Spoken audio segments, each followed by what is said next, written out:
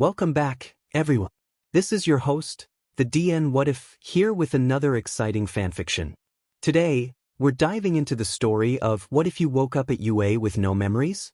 A special shout out to the original creator, LazyRainDancer.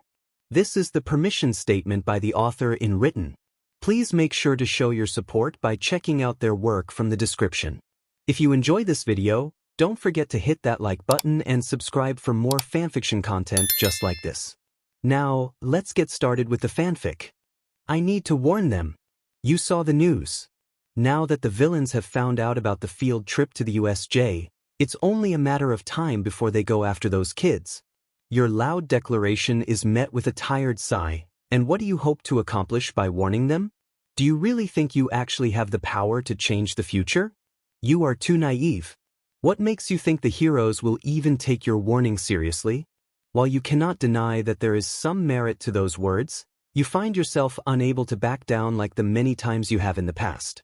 Even so, I can't just sit back when I know those kids will be put in danger like that. I might not be able to stop the attack from happening, but maybe I could convince the heroes to bring more teachers to watch over the class. You brace yourself for another rebuttal but are surprised when the other remains silent.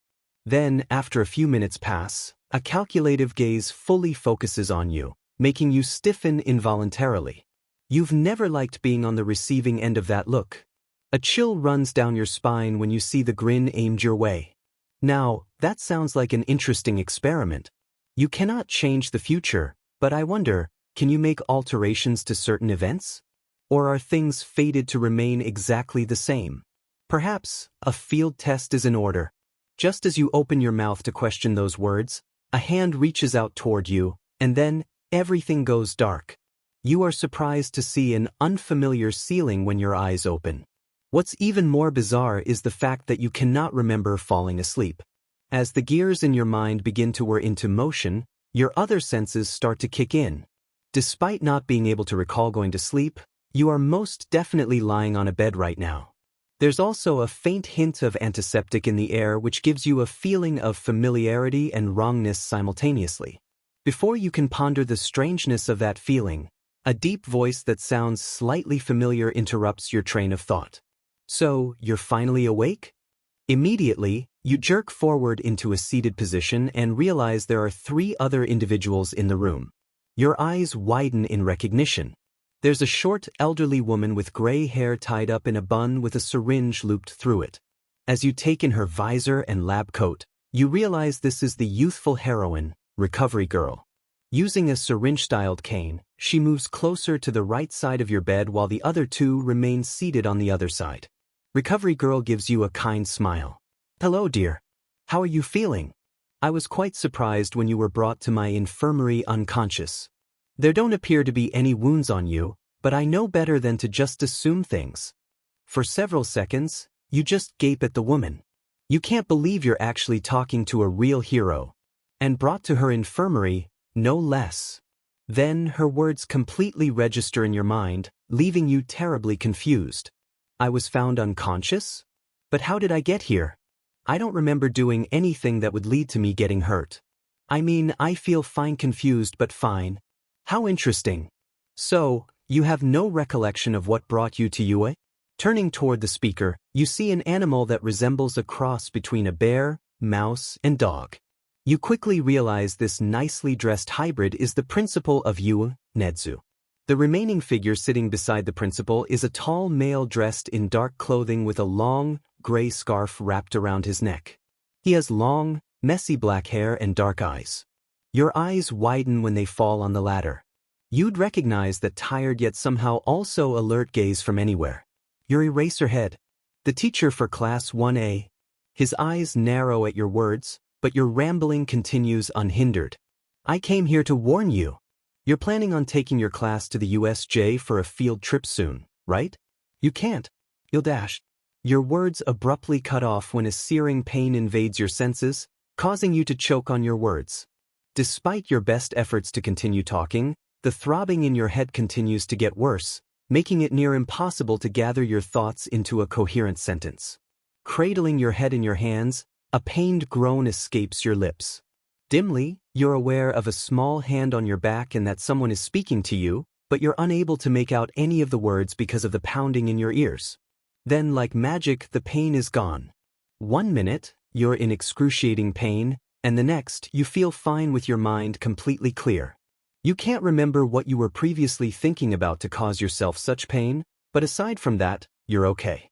That's when you notice that Eraserhead is now watching you with red eyes as his hair somehow manages to defy the laws of gravity by floating upwards. You stare at him with amazement. You erased my quirk. You got rid of the drawback? Even though he just met you, even though he's obviously wary of you, he still helped you when he realized you were in pain. He really is a kind person. As expected of a hero teaching at UA. You bow your head gratefully. Thank you. With a blink, red eyes turn back to black, and his scraggly hair falls to his shoulders. His gaze carefully scrutinizes your face after you lift your head. What exactly is your quirk? Upon noticing Recovery Girl's worried frown, you quickly reassure her that you're fine before answering Eraserhead's question. My quirk is called prophecy. It allows me to see visions of the future. Unfortunately, I can't control it, so I get these visions randomly. I can't choose when I get them or what kind I'll get. Nedzu rubs his chin thoughtfully. I see. So, just now, you were trying to warn us about a vision you have had about Class 1, correct? And by the looks of it, your quirk does not allow you to freely share the contents of these visions. You nod your head, grateful that the clever hybrid was able to already get such a clear grasp of the situation. Yes, I can't say for sure why I have such a drawback, but it's true I can't tell others about visions that pertain to important events such as this one. Anytime I try, I get an awful headache that makes it near impossible for me to think or speak. Recovery Girl tuts as she shakes her head. Yet you still tried anyway. That was too reckless. I understand that your message was urgent, but I cannot approve of you willingly putting yourself through such pain. Surely, there must be other options? Sheepish, you avert your eyes as you rub the back of your neck. I'm sorry. I got too excited. I was so desperate to tell him that I forgot about the consequences of trying. The older woman shakes her head with a huff while Nedzu chuckles at your explanation. Meanwhile, Eraserhead just sighs as he puts in some eye drops. So, you're here because you wanted to warn us about something happening at the USJ. If you can't tell us what exactly you saw, how were you planning on explaining things then? Honestly, you hadn't planned that far ahead. While you do remember planning on coming here to warn them, you don't recall actually coming up with a way to do so without causing yourself harm.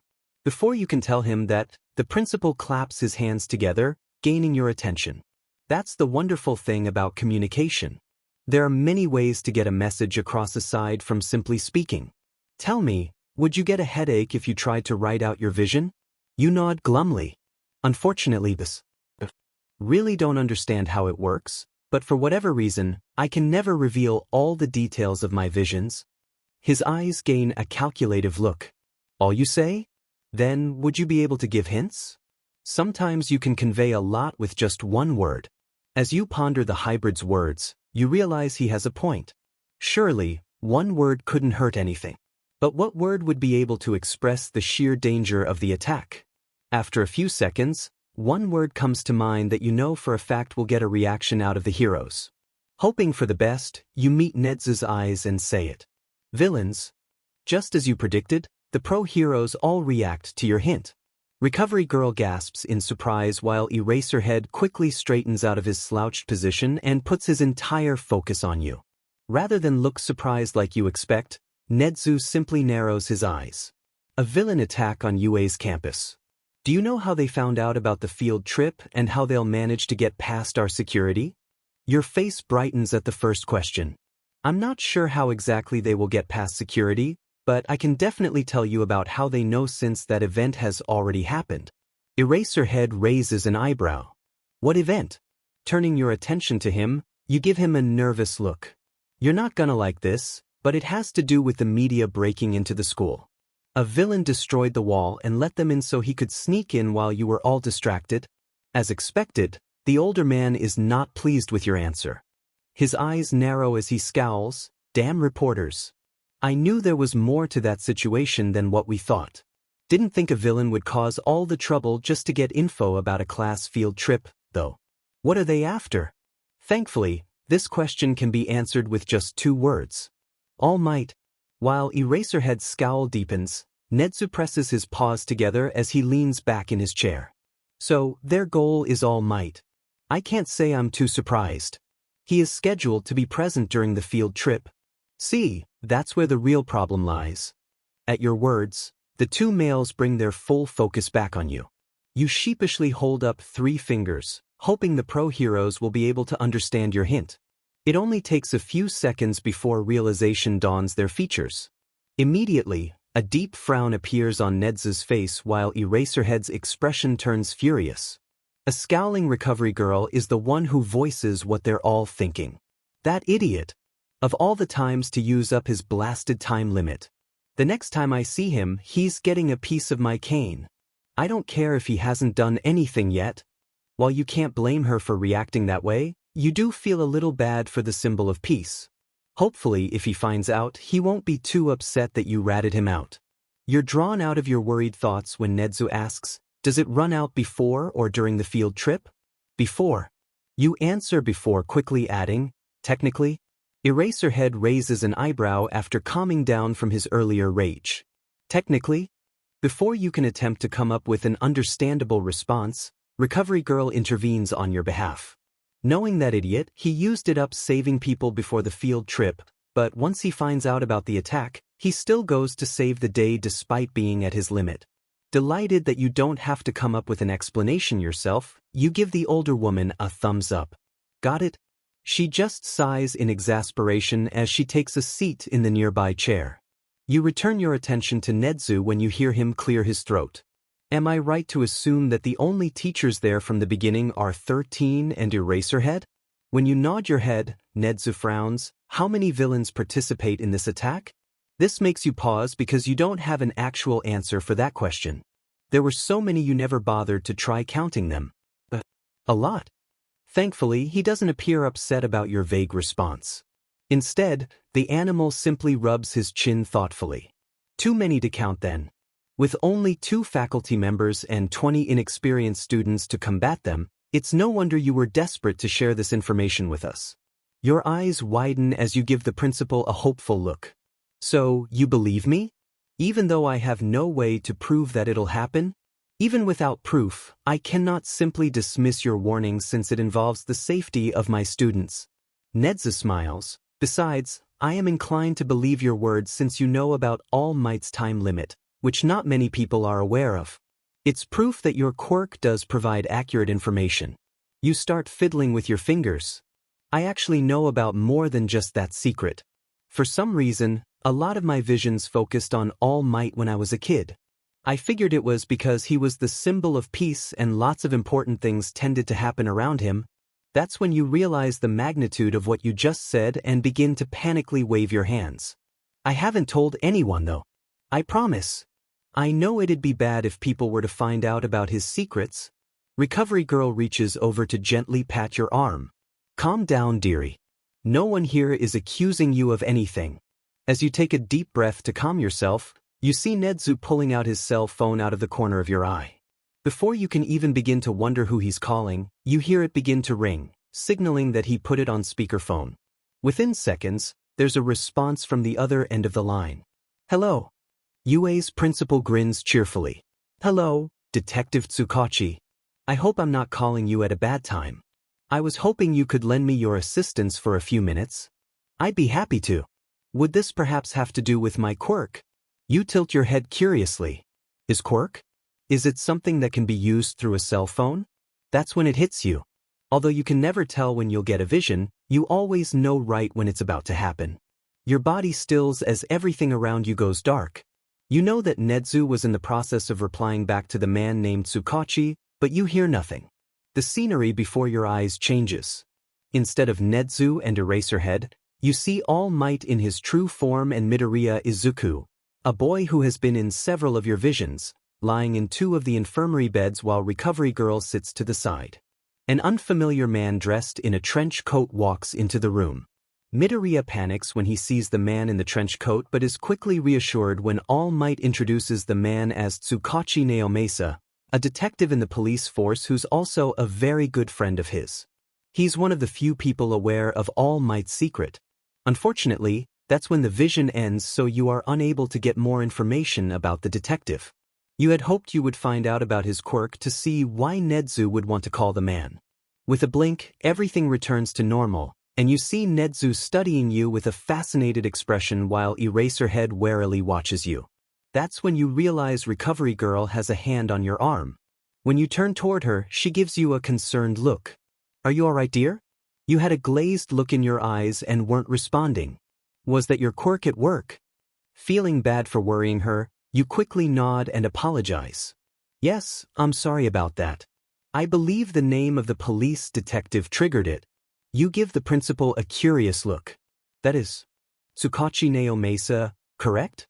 The police detective who's friends with All Might." Nezu beams approvingly. "You are most certainly correct.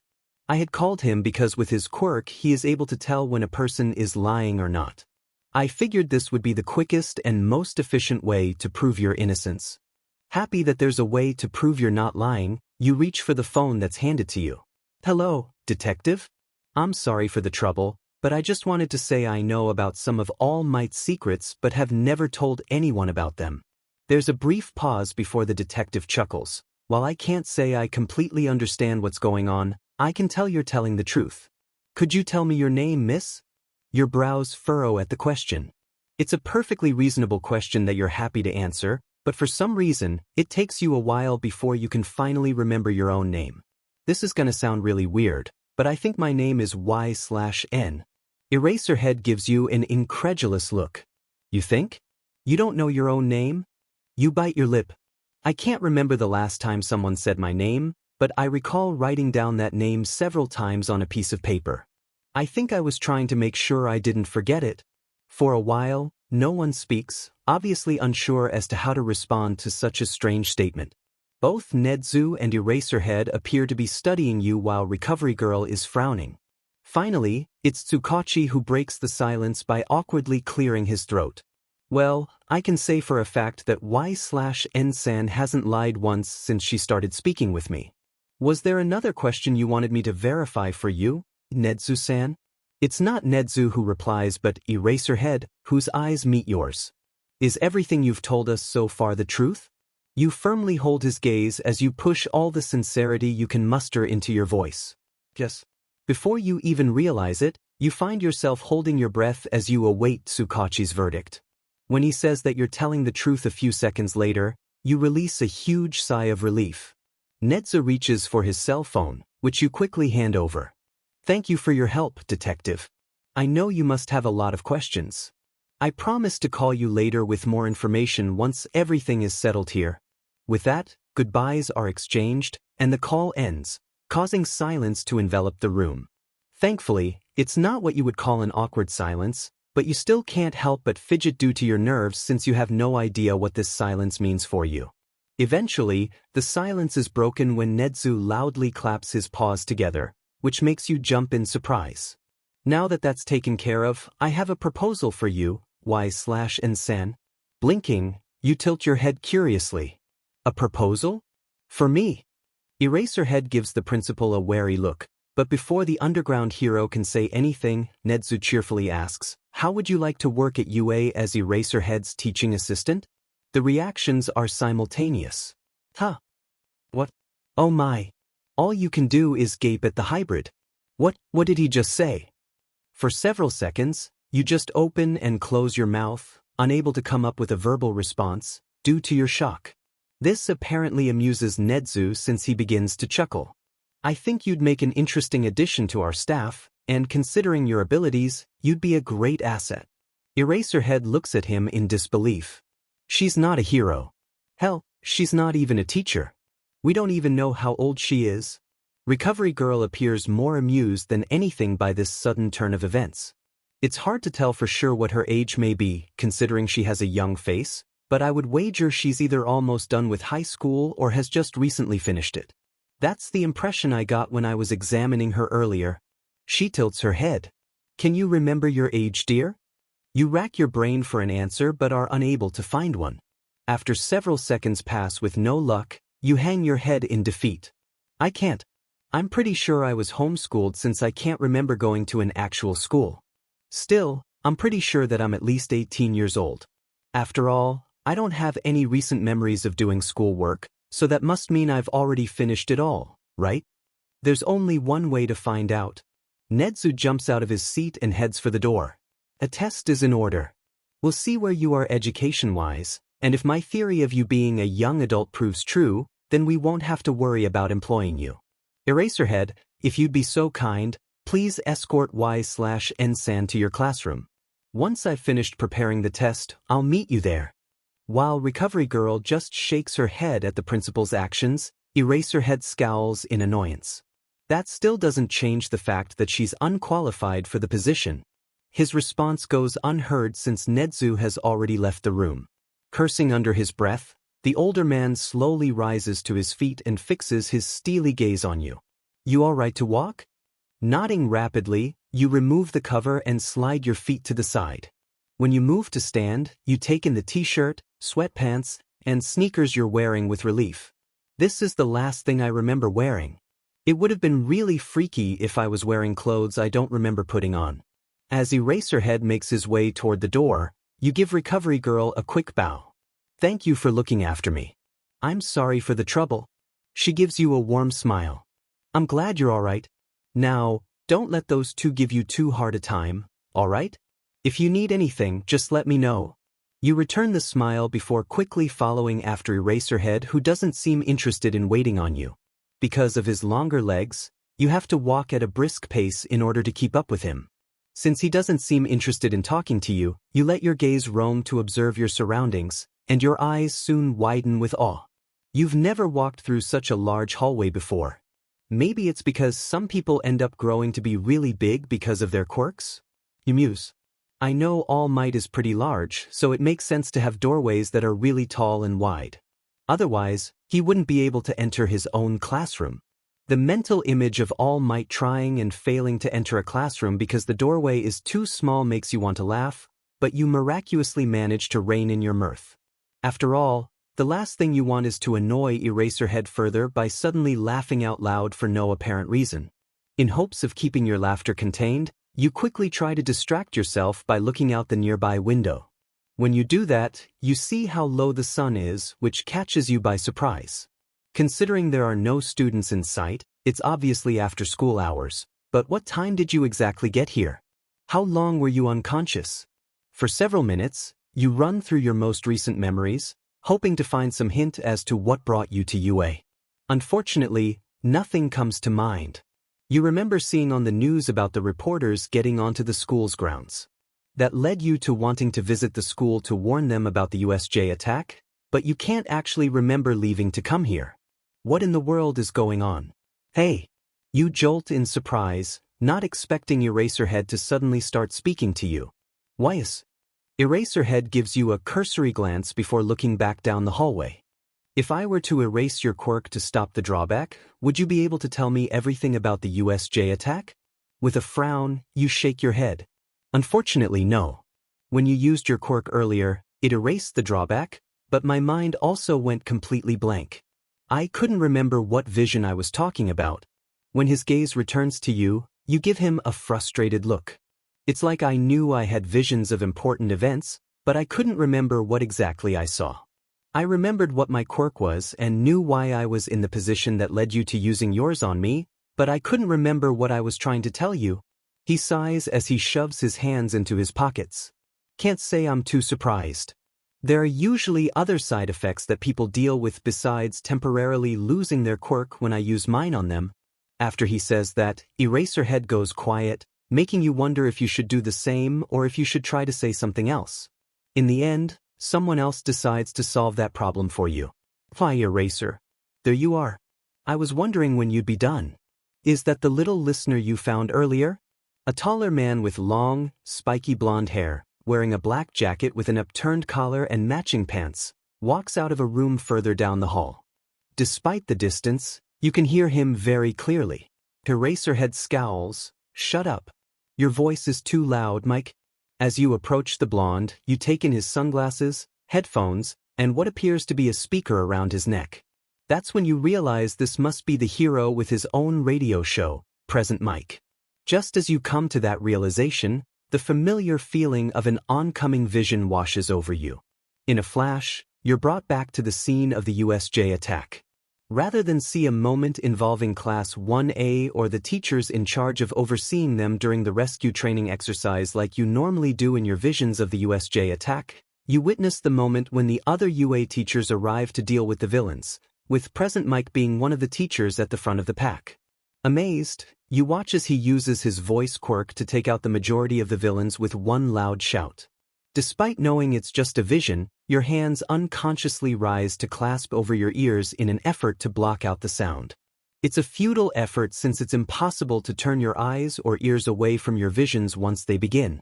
And just like that, it ends, and you find yourself back in the UA hallway with a concerned Present Mike and a frowning Eraserhead. When you realize your hands are still covering your ears, you immediately lower them and avert your eyes in embarrassment. Sorry, that probably looked weird. Weird is an understatement. You probably looked insane, suddenly going still like that and covering your ears. And right when you're meeting the vocal hero for the first time. Your timing is the worst. You hope you didn't offend Present Mike. Much to your surprise, it's Eraserhead who speaks first. Don't worry about it. He's used to people covering their ears when he starts talking. That's normal. The other hero squawks in outrage. So not true. Everyone loves listening to me talk. You're just jealous you don't have a radio-worthy voice like mine. Eraserhead just rolls his eyes. Tell that to all the poor animals that flee the surrounding area whenever you open your mouth. Even though you know you shouldn't, you find yourself giggling at his comment. You hadn't expected the underground hero to banter like this with the other teacher, but you're enjoying witnessing the exchange of exuberant and dry remarks. You're surprised when Present Mike aims a large grin your way. What do you know? Looks like you know how to put a smile on a girl's face after all, Eraser, and here I thought I was gonna have to do all the work myself. He strikes a pose as he continues. I'm sure you already know who I am, but I'll introduce myself anyway since it's only polite. The name's Present Mike, voice hero loved by all. What's your name, listener? Another laugh escapes you when he aims finger guns your way. My name's Y/N. It's nice to meet you. Then, upon remembering your earlier actions, you give him an apologetic look. I'm sorry about earlier. I wasn't trying to block you out. It's just your voice in the vision I saw was really loud. I covered my ears without thinking. Present Mike tilts his head curiously. Vision? With a sigh, Eraserhead explains, her quirk allows her to see visions of the future. She can't control it, so it happens at random. For whatever reason, seeing you triggered one. He then raises a brow at you. You said his voice was really loud. Did you watch him use his quirk on someone? Nodding, you decide to give him a short answer just in case. The vocal hero looks like he's about to probe further before the other man cuts him off. I'll explain later. It's easier for me to do it than her since she's not allowed to go into details about certain visions she has. Upon seeing Present Mike's pout, you say the first thing that comes to mind to try to cheer him up. Your quirk is really amazing. It's so powerful. It was so cool to watch. Thankfully, your words have the desired effect since the blonde's expression instantly brightens in response to your compliments. Present Mike grins broadly as he proudly puffs up his chest. See? I told you, Eraser. My quirk is super popular. I am coolness personified. Eraserhead gives him a dry look. I think you mean stupidity. His friend gasps dramatically, putting a hand on his chest. You wound me, Eraser. You're a horrible friend. Tell him he's horrible, Y/N. At that, both men turn toward you to see how you'll react. Put on the spot, you panic over what to say. Even though they're obviously joking, you don't want to say something that might upset either of them. In the end, you decide to be honest. You avert your gaze to the side as you twiddle your fingers. Well, I admit at first I thought he was pretty scary and kinda mean, but the more I saw Eraserhead in my visions, the more I saw what he's really like as a teacher. He's stern but kind. I could tell that he cares a whole lot about his students, which I thought was really admirable. When you finally bring your gaze back to the two men, you see Eraserhead sporting a surprised expression while his friend is grinning, looking like he's about to laugh at any moment. Much to your surprise, the underground hero abruptly turns away and starts walking further down the hall. We've wasted enough time. The principal is probably already waiting on us by now. Confused by his sudden departure, you switch your gaze from Eraserhead to present Mike, who leans over with his large grin still firmly in place. Surprisingly enough, he manages to whisper his next words. Looks like you managed to embarrass him. It's not often someone compliments him directly to his face, so he was caught off guard. Nice work. When he gives you a thumbs up, your shoulders slump with relief. You're glad you didn't upset Eraserhead. Still, you hadn't expected him to get embarrassed over a simple compliment. Just goes to show, you can't judge a book by its cover. A hand on your shoulder makes you jump in surprise. Looking up at present Mike, you see him pull down his shades, so he can wink at you. I don't know what's going on, but I have a feeling things are about to get really interesting with you around Y/Enchan. Anyone who can appreciate Eraser like that is a good person in my book, so I hope we'll get a chance to hang out again in the future. Once you get over your surprise, a pleasant warmth envelopes your chest. You don't know why, but there's just something about present Mick's easy acceptance of you that makes you incredibly happy. That's why you can't stop yourself from beaming. I'd like that. Hurry up. At the sound of Eraserhead's annoyed voice, you quickly follow after him, giving present Mike a wave as you leave. He gives you an enthusiastic wave in return. Good luck. Don't let Eraser get you down too much. Remember, he's a real softy deep down. Despite your best efforts, you can't stop yourself from giggling at his words. It doesn't help your case when you see Eraserhead scowling at his friend in irritation. Thankfully, your destination is close by, so the two of you reach the Class 1A classroom not long after parting ways with present Mike. When you enter the room after the teacher, you're surprised to see Nedzu standing on the desk. Looks like Eraserhead was right about the animal beating you here. The principal smiles at your arrival and gestures toward one of the desks in the front row. Once you take a seat, you bring your gaze to study the papers before you. This is the test? Nedzu nods his head. That's right. I've included questions that broach all the subjects required by high school students during their 3 years of education. There are 50 questions in all. I was tempted to make it longer, but since this is short notice, I had a feeling this would be more well received. He claps his paws together as he beams. Besides, if you do as well as I hope, then I should have plenty of opportunities in the future to test your knowledge more. Eraserhead simply sighs before pulling out a bright yellow sleeping bag from beneath the desk. Since this is your test, I'll be on standby while you watch her. With that, the underground hero gets into the sleeping bag and zips himself up, making him look like a sleep-deprived caterpillar. In a blink, he's on the floor fast asleep. For several seconds, you simply stare before finally turning your attention to the principal, who continues to smile cheerfully. You can start the test whenever you're ready. Realizing that's all you can do at this point, you grab the pencil left on the desk for you and begin working through the problems. You quickly realize that Nedzu really wasn't kidding about covering all the subjects. What's worse is only a few are actually multiple choice. Strangely enough, this type of test actually feels familiar to you. You're pretty sure you've taken a test like this involving all the subjects you've learned in the past, but it wasn't at a school. You're positive about that. Just what kind of weird homeschooling did you go through growing up? You have no idea how much time passes while you work on solving the problems, but you are very much relieved when you finally answer the last one. Thankfully, despite the questionability of your education, you found yourself able to answer all of the questions presented to you. You don't think you got them all completely right, though, since some took more of your time than others. However, you do feel pretty good about your results. At the very least, you seriously doubt that you failed. Rising from your seat, you gather your papers together and move toward the desk to hand Nedzu your test.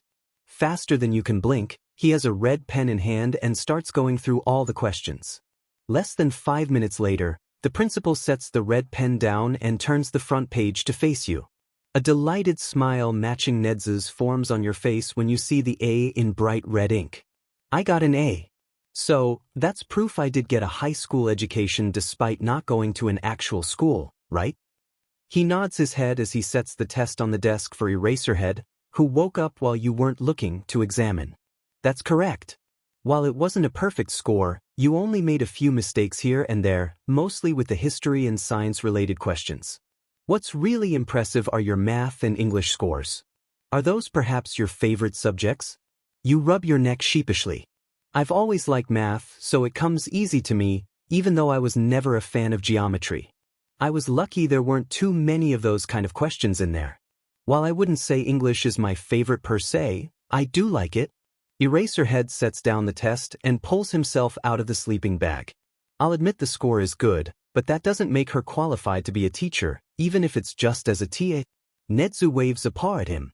If it'll make you feel better, you can see this more as an internship where she's gaining experience on how to become a teacher. Considering the circumstances, I think this is the best possible option for her. If she continues to have visions about our students, then it only makes sense that she stays here at UA. Would you really want to risk her falling into the villain's hands? The other teacher sighs as he leans against the desk. We know next to nothing about her. We don't know where she came from, and neither does she. I don't like the idea of having someone like that around my students. Even though she wasn't lying earlier, that doesn't mean we can trust her completely. His harsh words make you flinch. Still, you can't blame him for being honest. His worries are perfectly reasonable. They have no way of proving that you won't end up being a danger to the students. Rather than dispute those claims, Nezu simply turns to you with a curious smile. What would you like to do, Y/N-san? I haven't asked about your thoughts on the matter. You give him a surprised look. Of all the possible reactions, you weren't expecting him to go that route. However, it's true you haven't actually spoken on your own behalf when it comes to your own future. You figured you wouldn't get much say in the matter since you were technically trespassing on UA property and obviously suspicious. Not wanting to waste this opportunity, you take a deep breath and calm your thoughts. Then, after a few seconds, you respond, everything Eraserhead said is true. I have no training or education for being a teacher, especially not at a school like this. Considering my shady background, it's only normal for you to be suspicious of me. Still, you place one hand against your chest while your free hand clenches tightly into a fist. I don't care what you do with me. If you kick me off campus and send me away, that's fine. All I wanted out of this was for you to hear my message and heed my warning. All I care about is making sure those kids are protected. Memories of the visions you had about the USJ attack fly to the forefront of your mind unbidden. You see several terrified young faces as they fight for their lives. There's also a memory of a certain teacher sprawled on the ground bloody and broken that makes your eyes water despite your best efforts. After taking a quick moment to collect yourself, you continue, I don't want that future to happen. I know I can't always stop bad things from happening to good people. However, I can't just sit by and do nothing if there's a chance I can somehow make things turn out better for everyone involved. Even if there's just a small chance something could change, I have to try. Eraserhead holds your gaze for several seconds after you go quiet. You have no idea what he's thinking because his face is so hard to read. Then he sighs, looking like he's about to say something he knows he'll eventually regret. Fine. I'll let you be my teacher. I won't give you any actual teaching duties, but doing things like helping me create assignments and grade papers should be fine. Your eyes grow large with shock at his words. Then, after you get over your surprise, a large grin forms on your face as you clap your hands together excitedly. That's fine. I'll do whatever you need me to. Thank you so much, Eraserhead. Aizawa. His response makes you pause in confusion. Huh. He rolls his eyes.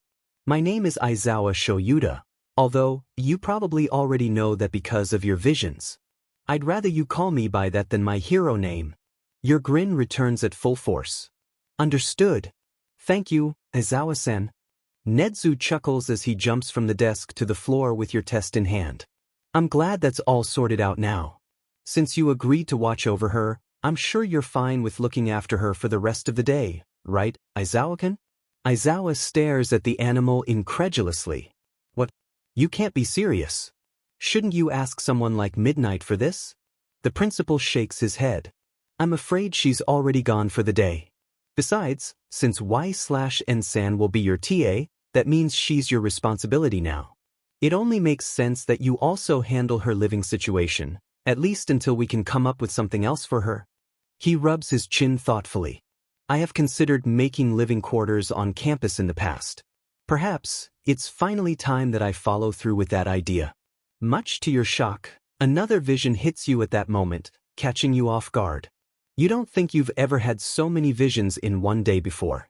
Compared to your previous visions, this new one is much shorter. For a few seconds, you see Aizawa standing before what appears to be a large dormitory for the Class 1A students who appear to be moving in. When the vision ends, Nedzu is watching you with intrigued eyes while the other teacher looks like all he wants to do is go back to sleep. Another vision, Y/N-san?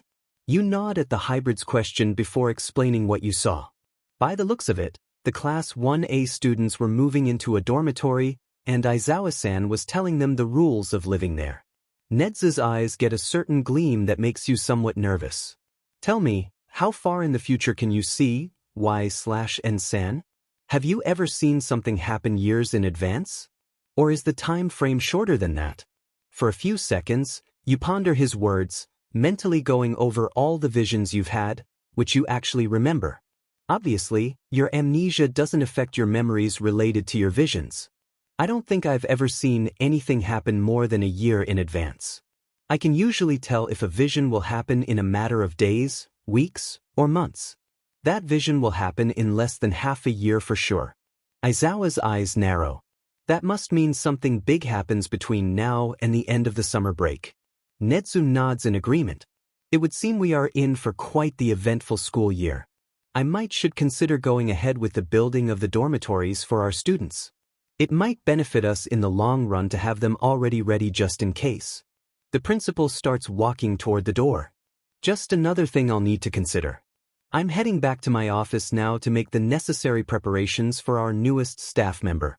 I'll have everything ready for you by tomorrow, Y/N-san, so you're more than welcome to join Aizawa-kun's class tomorrow. Before he leaves, you call out to the hybrid. Nedzu-san? What do you plan on doing about the field trip? He pauses in the doorway before smiling at you from over his shoulder. No need to worry. While it was scheduled for tomorrow, I have no intention to send our students to the USJ when there's a risk of them being put in danger. We'll simply have to postpone it to a later time after we investigate the matter. With that, Nedzu makes his exit, leaving you alone with Aizawa. You release a sigh of relief. Somehow, everything managed to work out in the end. They're really taking your warning seriously. You're so glad. That's when you remember that Nedzu left Aizawa in charge of your housing arrangements for the night. When you sneak a glance at the man, you see him pinching the bridge of his nose. It's obvious that he's not thrilled about this situation. You can't help but feel guilty about putting the underground hero through all this trouble. I could always stay at a nearby hotel for the night. I promise I won't go anywhere during the night. You can even ask the staff to keep a lookout for me. As long as they have proper surveillance equipment, it would be impossible for me to sneak out unnoticed. Aizawa pulls his hand away from his face and raises an eyebrow at you. Do you even have money for that? Your cheeks heat up with a blush when you realize, much to your horror, that you don't. Your pockets are empty. You have nothing except for the clothes on your back. How embarrassing. Seeing your reaction makes him sigh deeply. Figured as much that we didn't find a wallet or any kind of ID on you earlier when you were found unconscious. You hang your head in shame. I'm sorry. Even though your goal was to come here to help, it seems like all you're doing is causing trouble. No ID, no money, no memories. All you have is a crazy quirk that you can't even control. You really are more trouble than you're worth. Stop that. A flick to your forehead makes you jolt in surprise. When you lift your gaze upwards, you see Aizawa giving you an exasperated look. There's no point in dwelling on what you can't control. We'll figure everything out eventually. For now, let's get out of here. This whole situation has left me exhausted. And that's how you find yourself, leaving UA's campus with the underground hero, Eraserhead. This is definitely not how you expected your day to go when you woke up this morning. Even though it seems he's accepted his role of looking after you, you can't help but still feel nervous about this situation. He's probably taking you to his home, right? Wouldn't an underground hero like him want to keep that a secret? Surely, bringing a stranger to the one place where he should feel safe is unnerving for the man. Aizawa-san, When he makes a noise to show he's listening, you continue, "Are you sure this is really okay? Sharing your home with someone like me, that's probably the last thing you want to do, right? I really appreciate you helping me, but I feel bad for inconveniencing you like this." He slides his gaze towards you momentarily before moving it back to watch the crowd. Considering how late it is now, there aren't that many people still up and about, but there's enough to have the hero on alert. You wonder if he's always like this, so vigilant even off duty. Well, I guess a hero is always on the job. If a problem occurs, of course they'll jump in since there's no way of knowing when another hero might show up. You're drawn out of your thoughts when you hear Aizawa's tired drawl. It's not like we have any other options since we don't fully know your circumstances. There's no way of knowing what could happen if you're left alone. Someone needs to keep an eye on you. Besides, it's just an apartment. I can always move later if necessary. And it's not like you'll have the opportunity to tell anyone anyway since you're gonna be stuck with me most of the time while you're at UA. As you let his words sink in, you realize that he's right. No doubt they'll want to keep you under surveillance for a while, which is perfectly understandable. By the looks of things, Netsu has made Aizawa your official guardian of sorts. You'll probably be spending a lot of time with the man during your stay at UA. On one hand, you're looking forward to getting to know Aizawa. You were serious when you said you found him admirable. He really is an incredible teacher. However, that doesn't change the fact that he's intimidating and that despite agreeing to look after you, he still finds you suspicious. You clench your hands into tight fists. I'll just have to prove myself to him. It'll take time, but I'm patient. I'll show him that I have no ulterior motives. Despite my suspicious background, I'm not a bad person. Despite your best efforts, you cannot stop thinking about the mysterious blanks in your memory and how you can't clearly remember your life before waking up at UA. What exactly were you doing before all this happened? You bite your lip. I'm not a bad person, right? Right? Here. With a jolt, you're pulled away from your depressing thoughts by Aizawa, who hands you a pass. You eye it curiously. Considering the two of you have just arrived at the train station, you assume you need this pass to board. Noticing your intrigued expression, Aizawa raises an eyebrow at you. Have you never ridden on a train before? You pause to consider his question before slowly shaking your head. No, I don't remember ever riding in one. I don't remember leaving home much. If I did, it was just for errands like getting groceries, and there was a marketplace down the road, so I never had to travel far.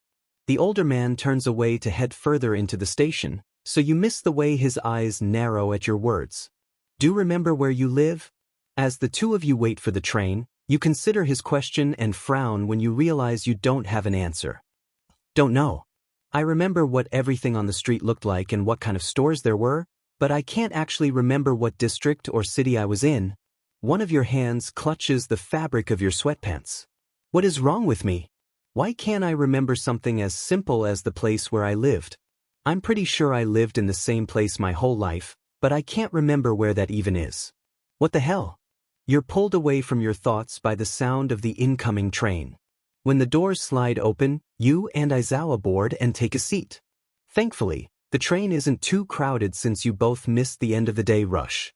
Aizawa leans back into the seat with a sigh before giving you a side glance. So, you don't remember where you lived. What about who you lived with? Do you remember anything about your family? For some reason, your chest clenches painfully at his question.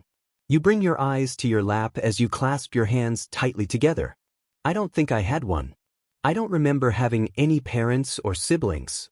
Unlike the other memories you asked about, I feel like I have none in this case because there were never any to begin with. I don't know how to explain how I know that, though. You rub your temple to fend off an oncoming headache.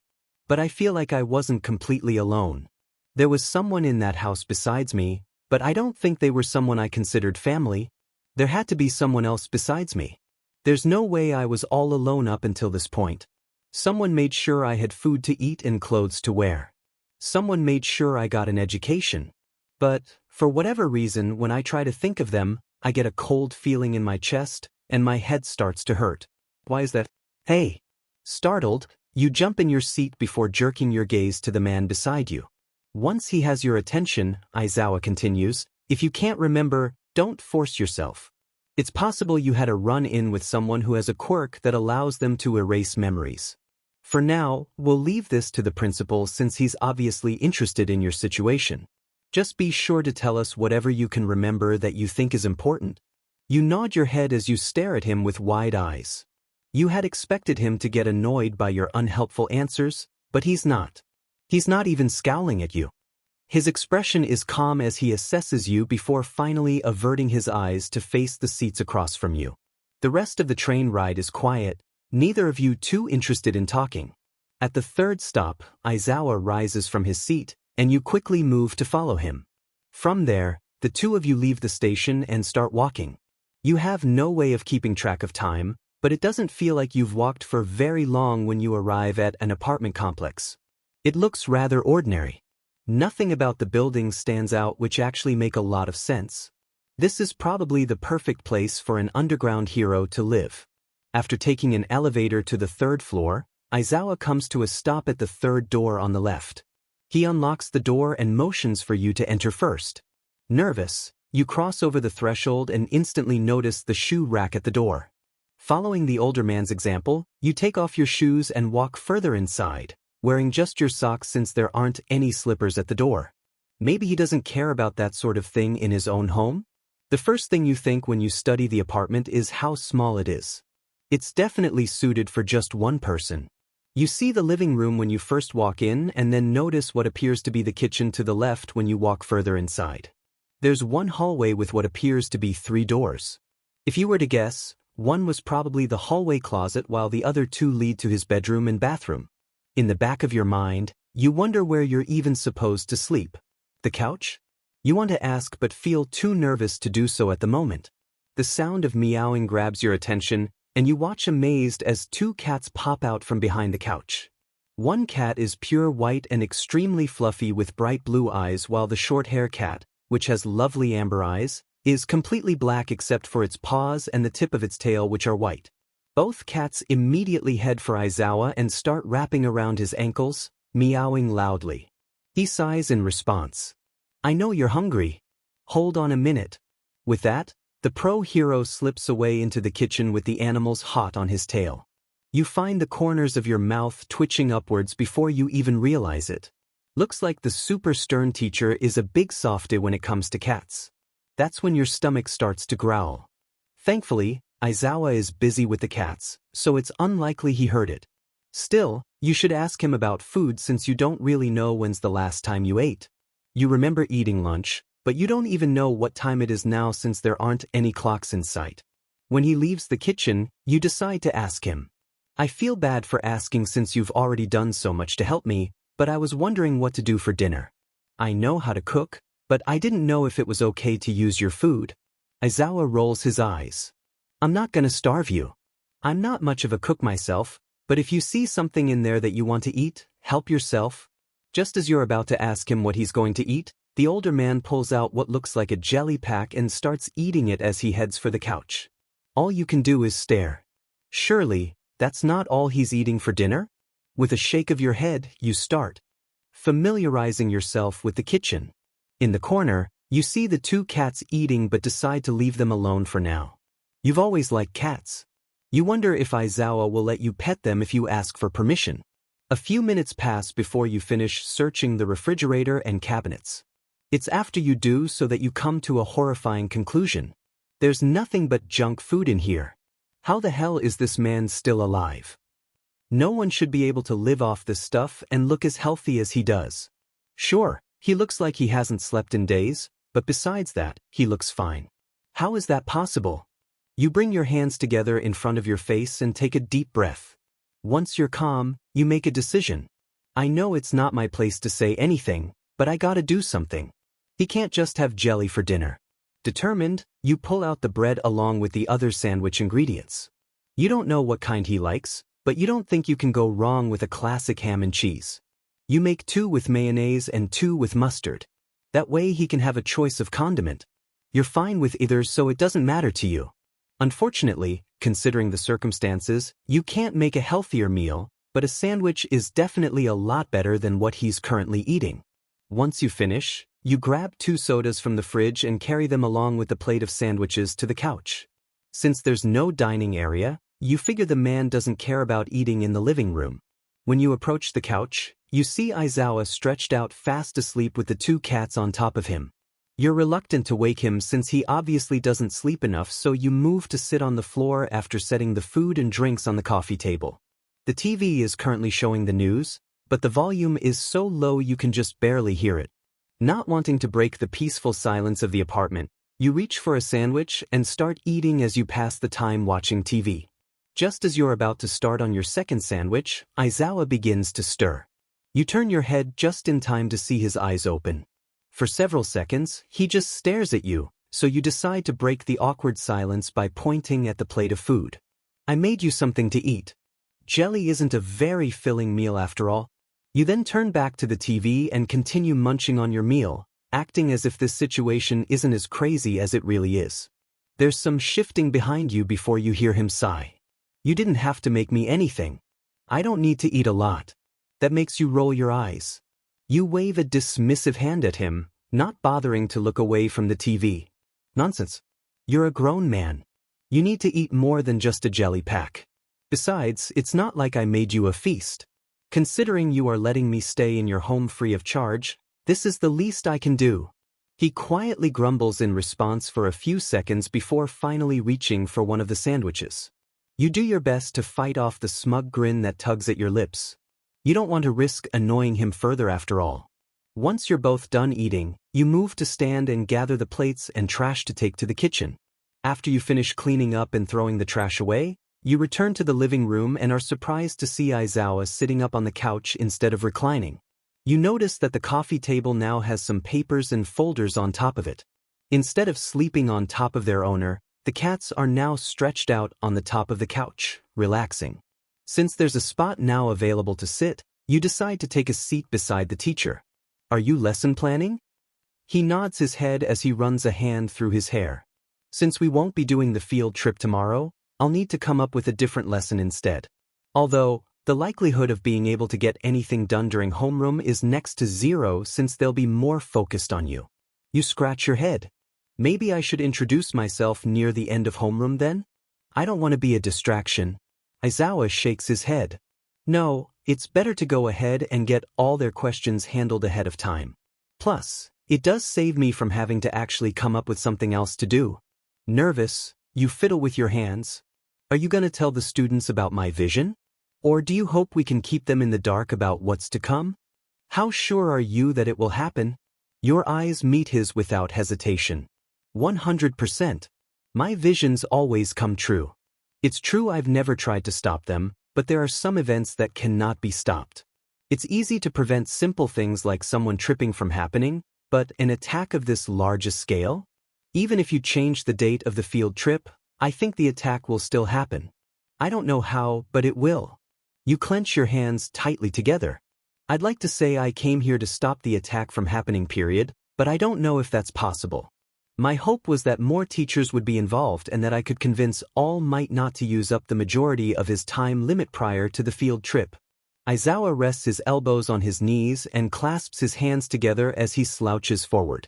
You didn't think you could stop the damage. You just wanted to mitigate it. Even though he's not looking at you, you find yourself nodding before realizing you should verbally respond as well. Yeah.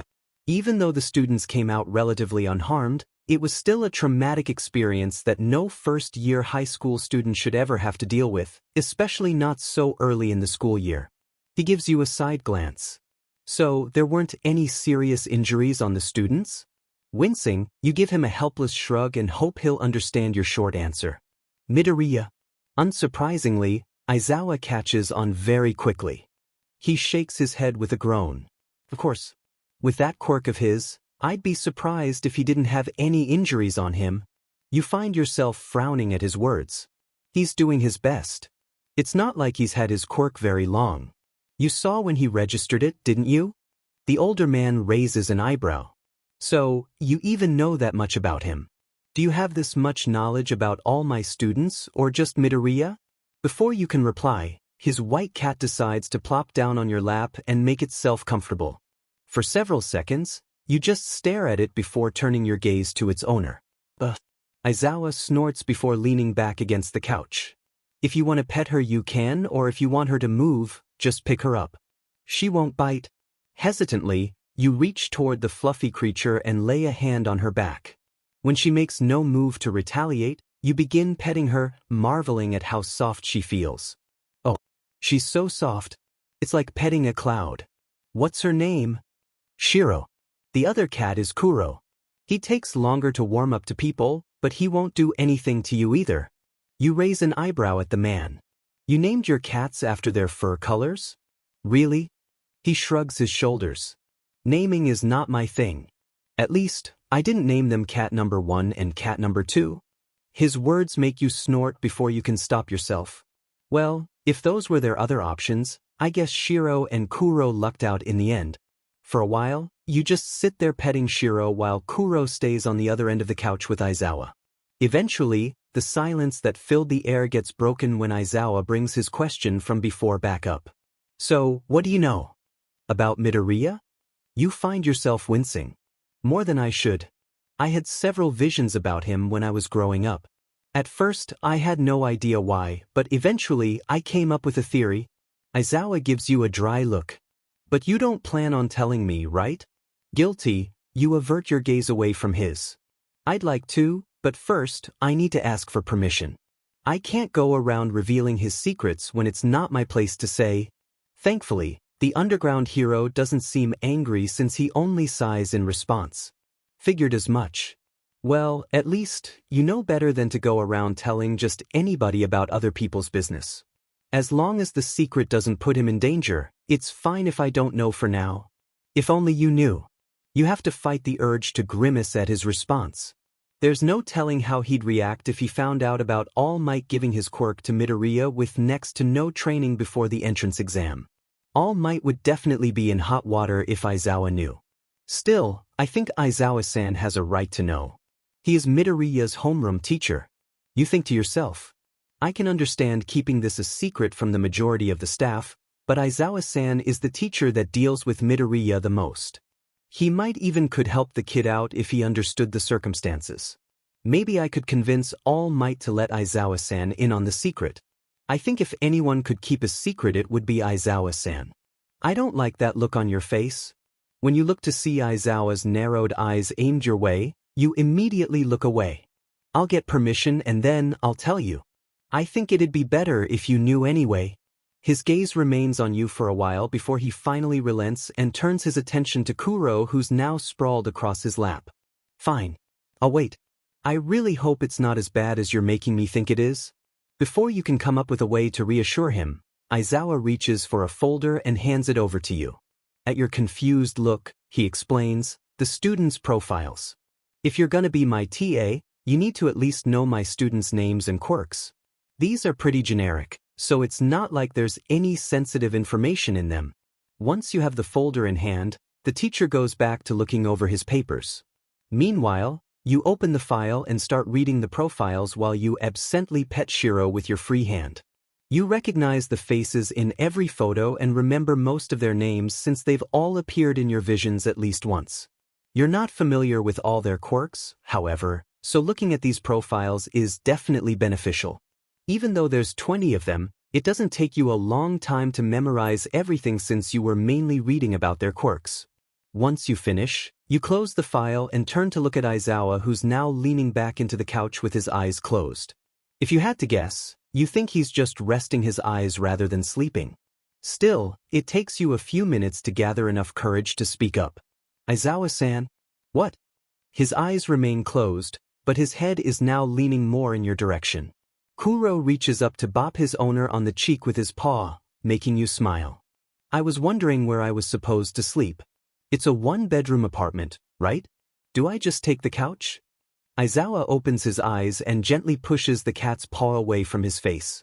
Sitting up, he stretches his arms above his head with a yawn. You can have the bed. I'll sleep on the couch. Your eyes grow large. What? No way. I can't do that.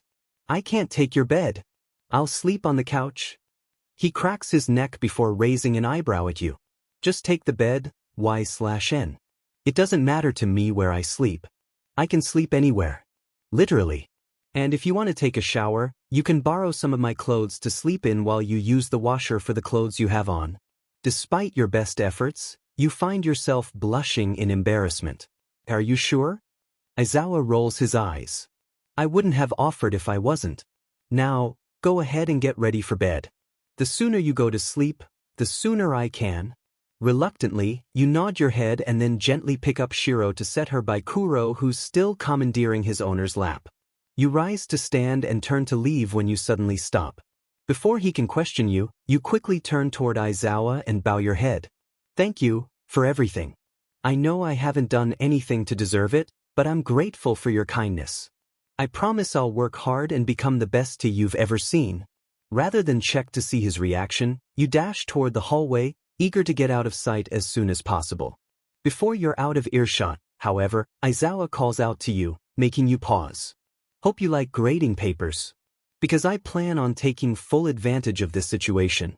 When you turn to look at him, you see a manic grin on his face. While you originally thought it was scary when you first saw the grin in your visions, you don't feel nervous at all, seeing it in person for the first time. Instead, you find yourself grinning widely in return. You'll be the envy of all the other UA teachers, Aizawa-san. I promise you that. His grin grows in response. I'll hold you to that.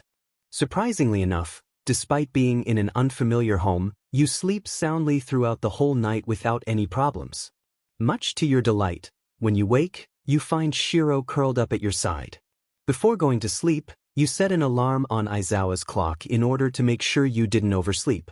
However, you discover it wasn't needed since you find yourself waking up before it goes off. Now that I think about it, I can't remember the last time I ever slept in. I've always woken up early in the morning. You muse. I'm pretty sure there was a reason for it, but of course, I can't remember it. Damn amnesia. Since you are now fully awake, you move to turn off the alarm and spend a few minutes petting Shiro, who purrs happily in response to your actions. Then, you remember why you wanted to wake up so early in the first place. Yawning, you slowly pull yourself out from under the warm covers and head over to your clothes that you washed before going to bed. You head to the bathroom and change your clothes, leaving the ones you wore as pajamas in the laundry basket. Unfortunately, due to a lack of toothbrush, you have to settle with just using your finger to brush your teeth. Hopefully, you'll get the opportunity to buy one sometime today. Once you're dressed, you head for the kitchen so you can start working on breakfast. You pass the couch on your way and see Aizawa still fast asleep with Kuro curled up on his chest. The cat raises his head to stare at you, and you give him a smile as you wave. Instead of staying in the bedroom, Shiro makes her way to the couch so she can join the other cat on top of their owner, much to your amusement. Aizawa, of course, doesn't stir, completely unbothered by the added weight on his chest. Shaking your head at the sight, you enter the kitchen area and start pulling out the ingredients you'll need. Before you went to bed last night, you decided that you'd wake up early so you could prepare a healthy breakfast for you and Aizawa. Of course, that's not an easy feat, considering the lack of healthy food in the apartment. Thankfully, there are eggs in the fridge, and there's still plenty of bread.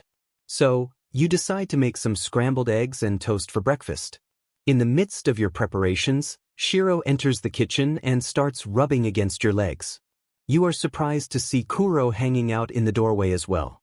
That's when you realize that the cats are likely hoping you'll provide breakfast for them as well since their owner is still fast asleep. Going through your memories of last night, you recall seeing the cat food in the bottom cabinet near the sink. A triumphant smile forms on your face when you later find it. Meanwhile, both cats release victory cries, obviously just as happy as you are with your discovery. Giggling, you grab the food and fill the food bowls in the corner. As the cats chow down, you decide to refill their water bowls as well since they're on the low side. Once the cats are all taken care of, you return to the food. Thankfully, you didn't look away from it for too long, so nothing appears burned. As you're cooking, you find yourself thinking about Aizawa's unfortunate food situation. I have to do something. If I'm really supposed to be living here until Nedzu-san comes up with another place for me to stay, then that means I'm stuck with eating whatever Aizawa-san buys as groceries. I wonder if he'll let me do the grocery shopping. Maybe he won't care what I buy as long as he doesn't have to bother doing the shopping? Maybe I could ask Present Mike for some advice since he seems to be good friends with Aizawa-san. He might even take my side and agree his friend needs to eat healthier. Resolved to improve Aizawa's eating habits, you decide to go ask Present Mike for help sometime today when you get the chance. You're going to make that your goal for the day. Well, your secondary goal anyway. Your main goal is to not make a fool of yourself in front of Class 1A. You know they're a good group of kids, so you're sure they'll be polite toward you. And hopefully, they'll even come to eventually like you. However, you doubt they'll come to respect you like Aizawa or the other teachers since there's a clear difference between you and them. Plus, you're obviously not that much older than the students. Would they even be willing to listen to someone like you? You shake your head to clear your mind of those negative thoughts and proceed to turn off the stove and start preparing the plates. There's no point in worrying. I'm not here to become a popular teacher. All that matters is that I help protect their futures. As long as those kids get to stay safe, then it'll be fine. Shiro starts rubbing against your legs again, so you crouch down to pet the cat. I'm gonna do my best today, Shiro. So, hopefully, I'll have some good news to bring back once the day is over.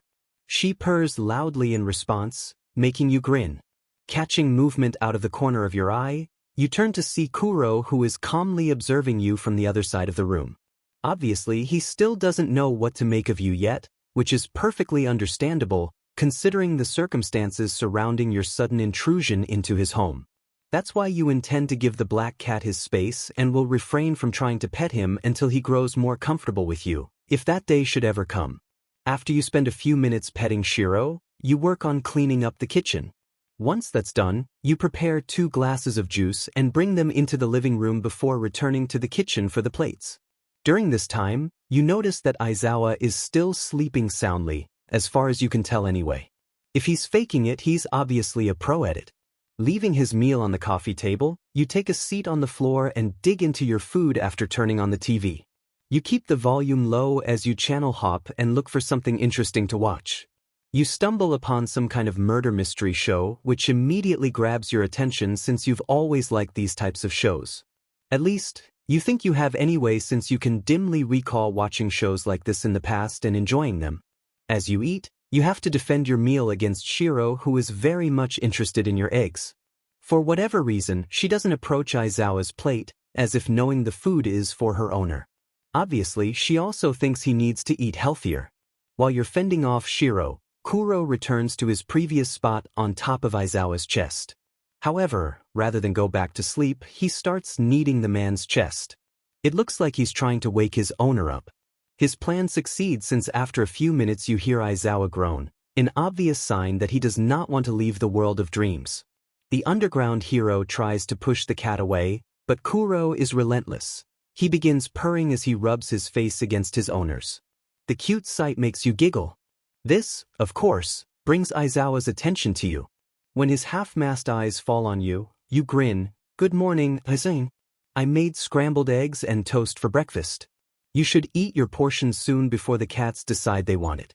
Even though I've already fed them, Shiro has been trying to snatch my eggs for a while now.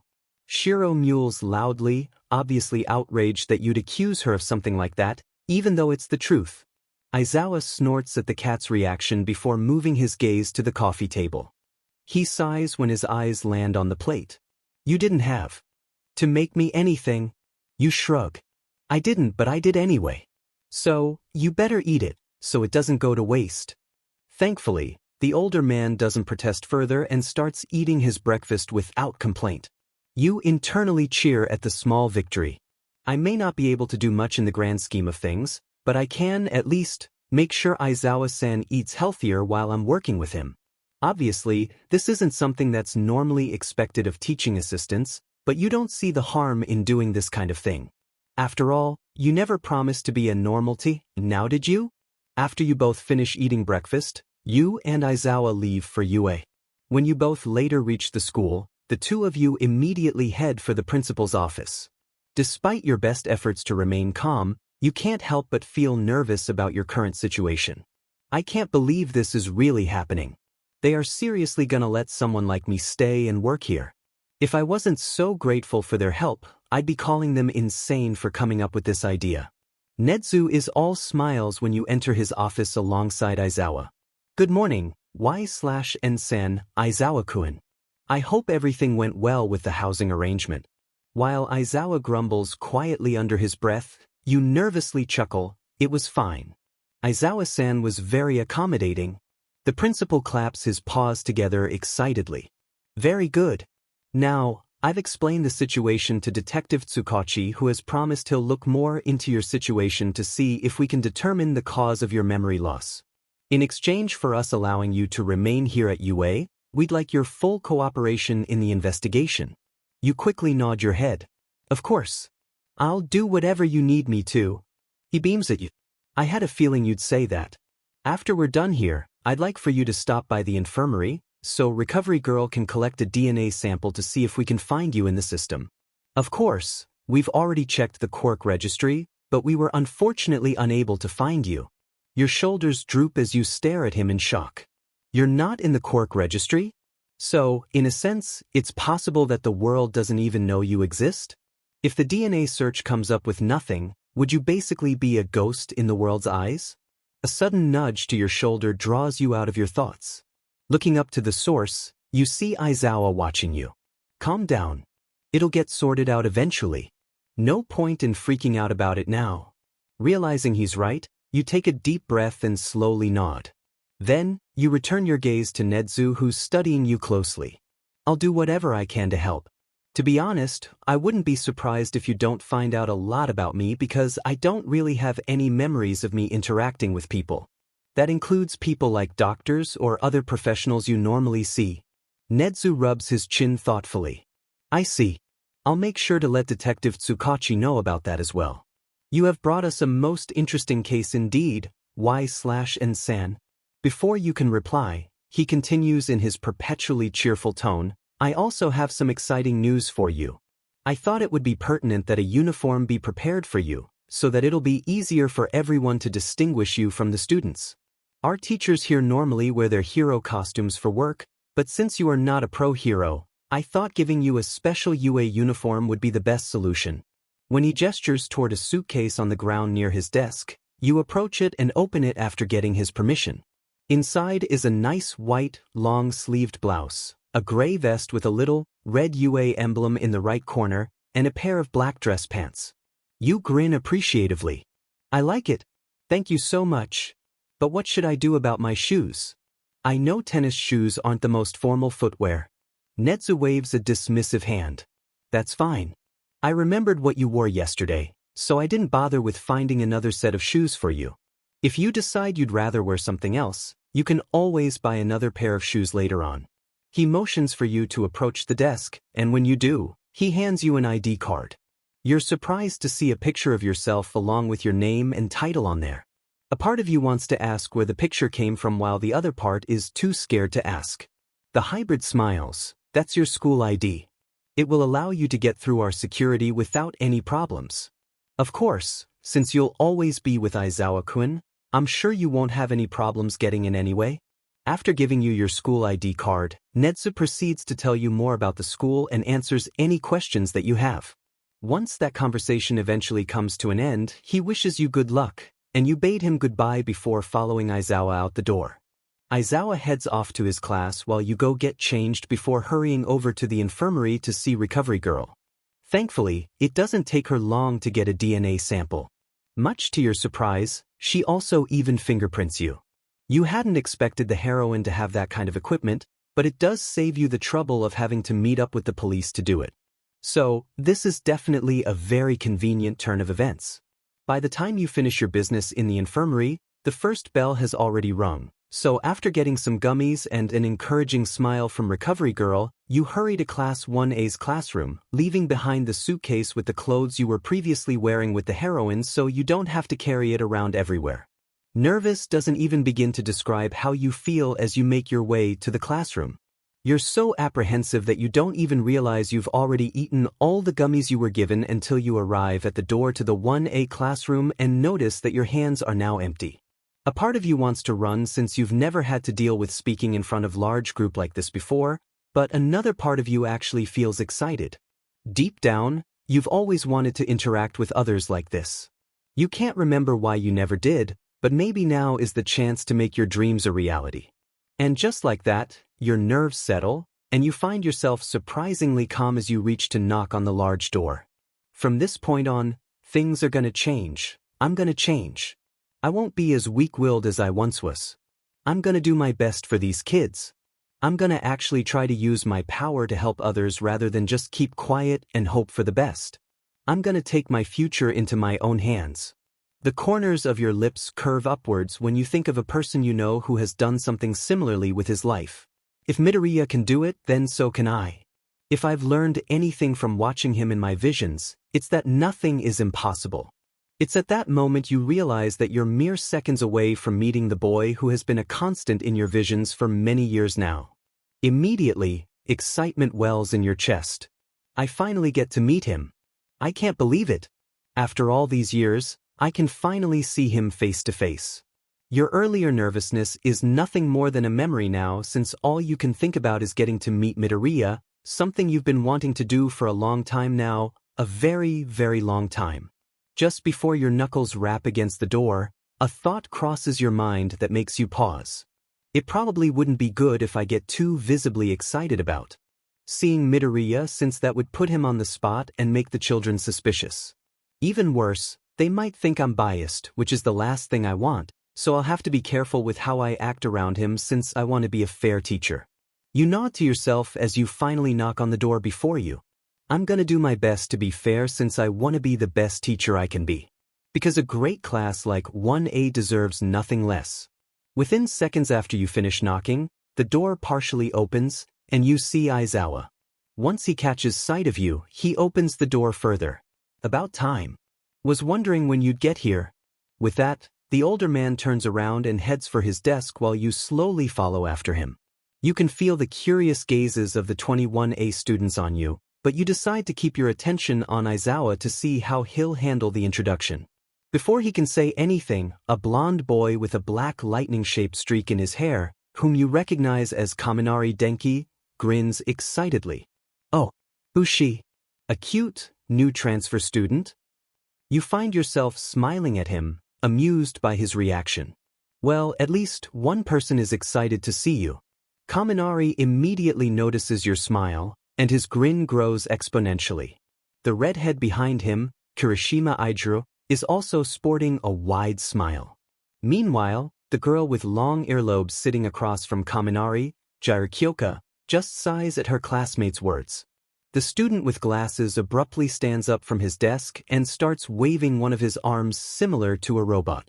If you remember right, this boy is Ida Tenya, the class president of 1A, Aizawa sensei. I was not aware that we would be having a transfer student. If I had known, I would have made the proper preparations to welcome her. Ida then immediately returns to his seat, looking just as prim and pristine as he appeared earlier before he stood up. It's obvious just from looking at him that he's a straight-laced student, which is probably for the best since someone like that is surely needed for a class like his in order to maintain the order of the classroom. Aizawa scowls at the outbursts, but before he can reply, you decide to answer on your own behalf.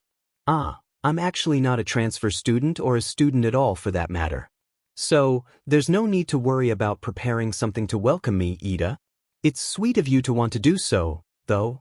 While you smile warmly at Ida, you fight the urge to laugh as you watch him get flustered upon realizing that he made a big deal over nothing. A lot of the students look like they want to laugh but are holding back because of the annoyed look on Aizawa's face. The teacher sighs as he runs a hand through his hair. She's right. This is Y/N. She'll be my TA as of today.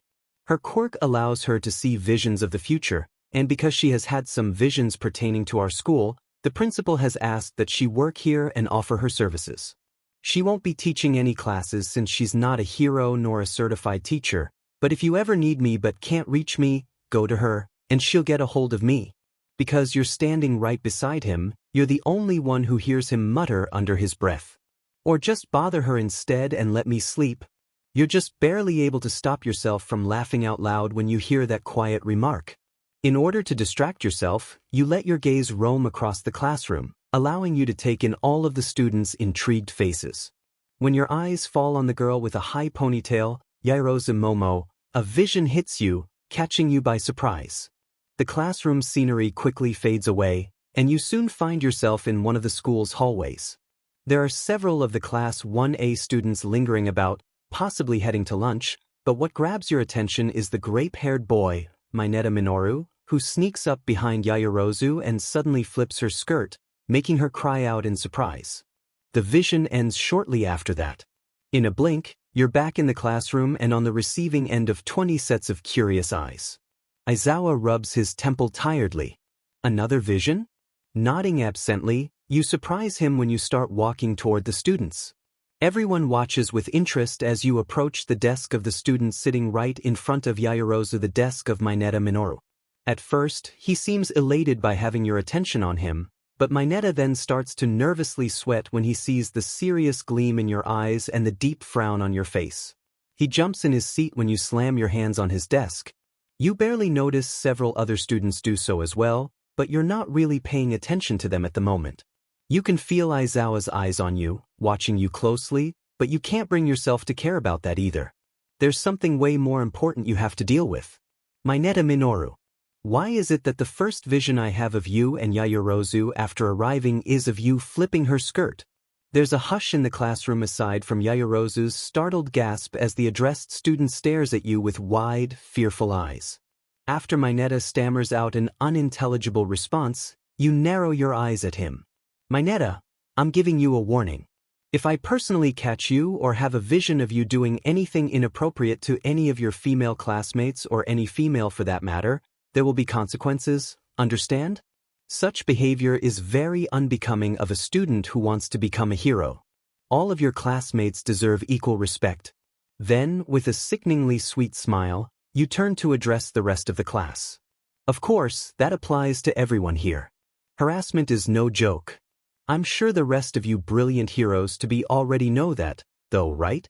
Several of the students are now sporting fearful expressions, but all of them quickly nod in response to your question. Well, aside from Bakugo Katsuki, who's just scowling, and Todoroki Shoto, who's wearing a blank expression. The reactions you get from those two boys doesn't bother you since you feel like they will be the least of your worries in this area, so you don't bother worrying about their lackluster responses. Instead, you just focus your attention on Ida when he loudly declares that he will make sure no more harassment takes place in the classroom, an endeavor you hope he'll be successful in. After giving Ida a nod, you let your gaze roam across the room again. This leads to you noticing that all the scared students are male. Rather than appear afraid thanks to your earlier warning like the rest of their classmates, all the girls are looking at you with wide, hopeful eyes. The pink-haired girl, Ashido Mina, beams as she gives you a thumbs up. Meanwhile, Yaoyorozu's eyes look like they're actually sparkling with joy.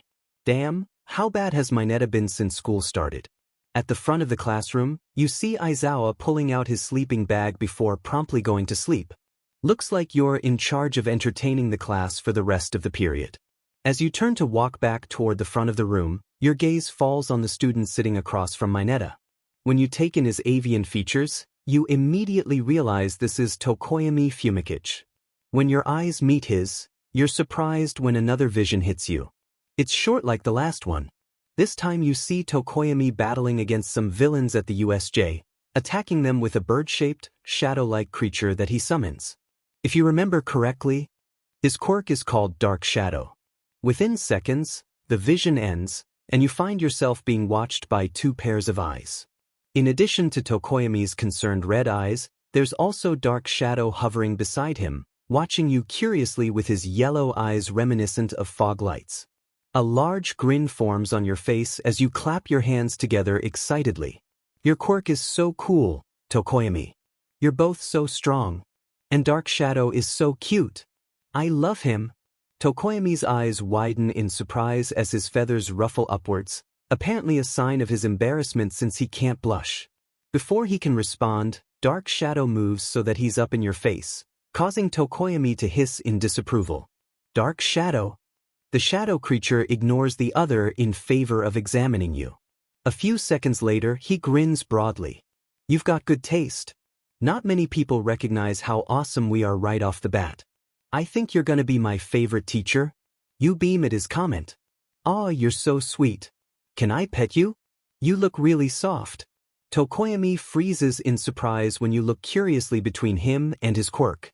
Rather than give a verbal reply, he simply nods, obviously thrown off by this strange situation he has found himself in. Dark Shadow chirps cheerfully. Sure, you can. I'll never turn down the chance to get pet by a cute girl. His container makes a choked noise while the rest of the class tries and fails to contain their amusement. Kirishima and Kaminari are two of the students that aren't even bothering to control their laughter despite Ida's incessant demand that they be quiet. Delighted, you place your hand on the quirk's head, which feels incredibly smooth. However, when you try to dig your fingers a little deeper into what you think are his feathers, you discover how warm and soft the creature is underneath his glossy exterior. You softly coo, "Ah, you really are soft, Dark Shadow." He makes a strange, rumbling sound that's like a cross between a chirp and a purr as he pushes his head further against your hand like a cat. You and the other girls present make an ah sound, much to Tokoyami's embarrassment.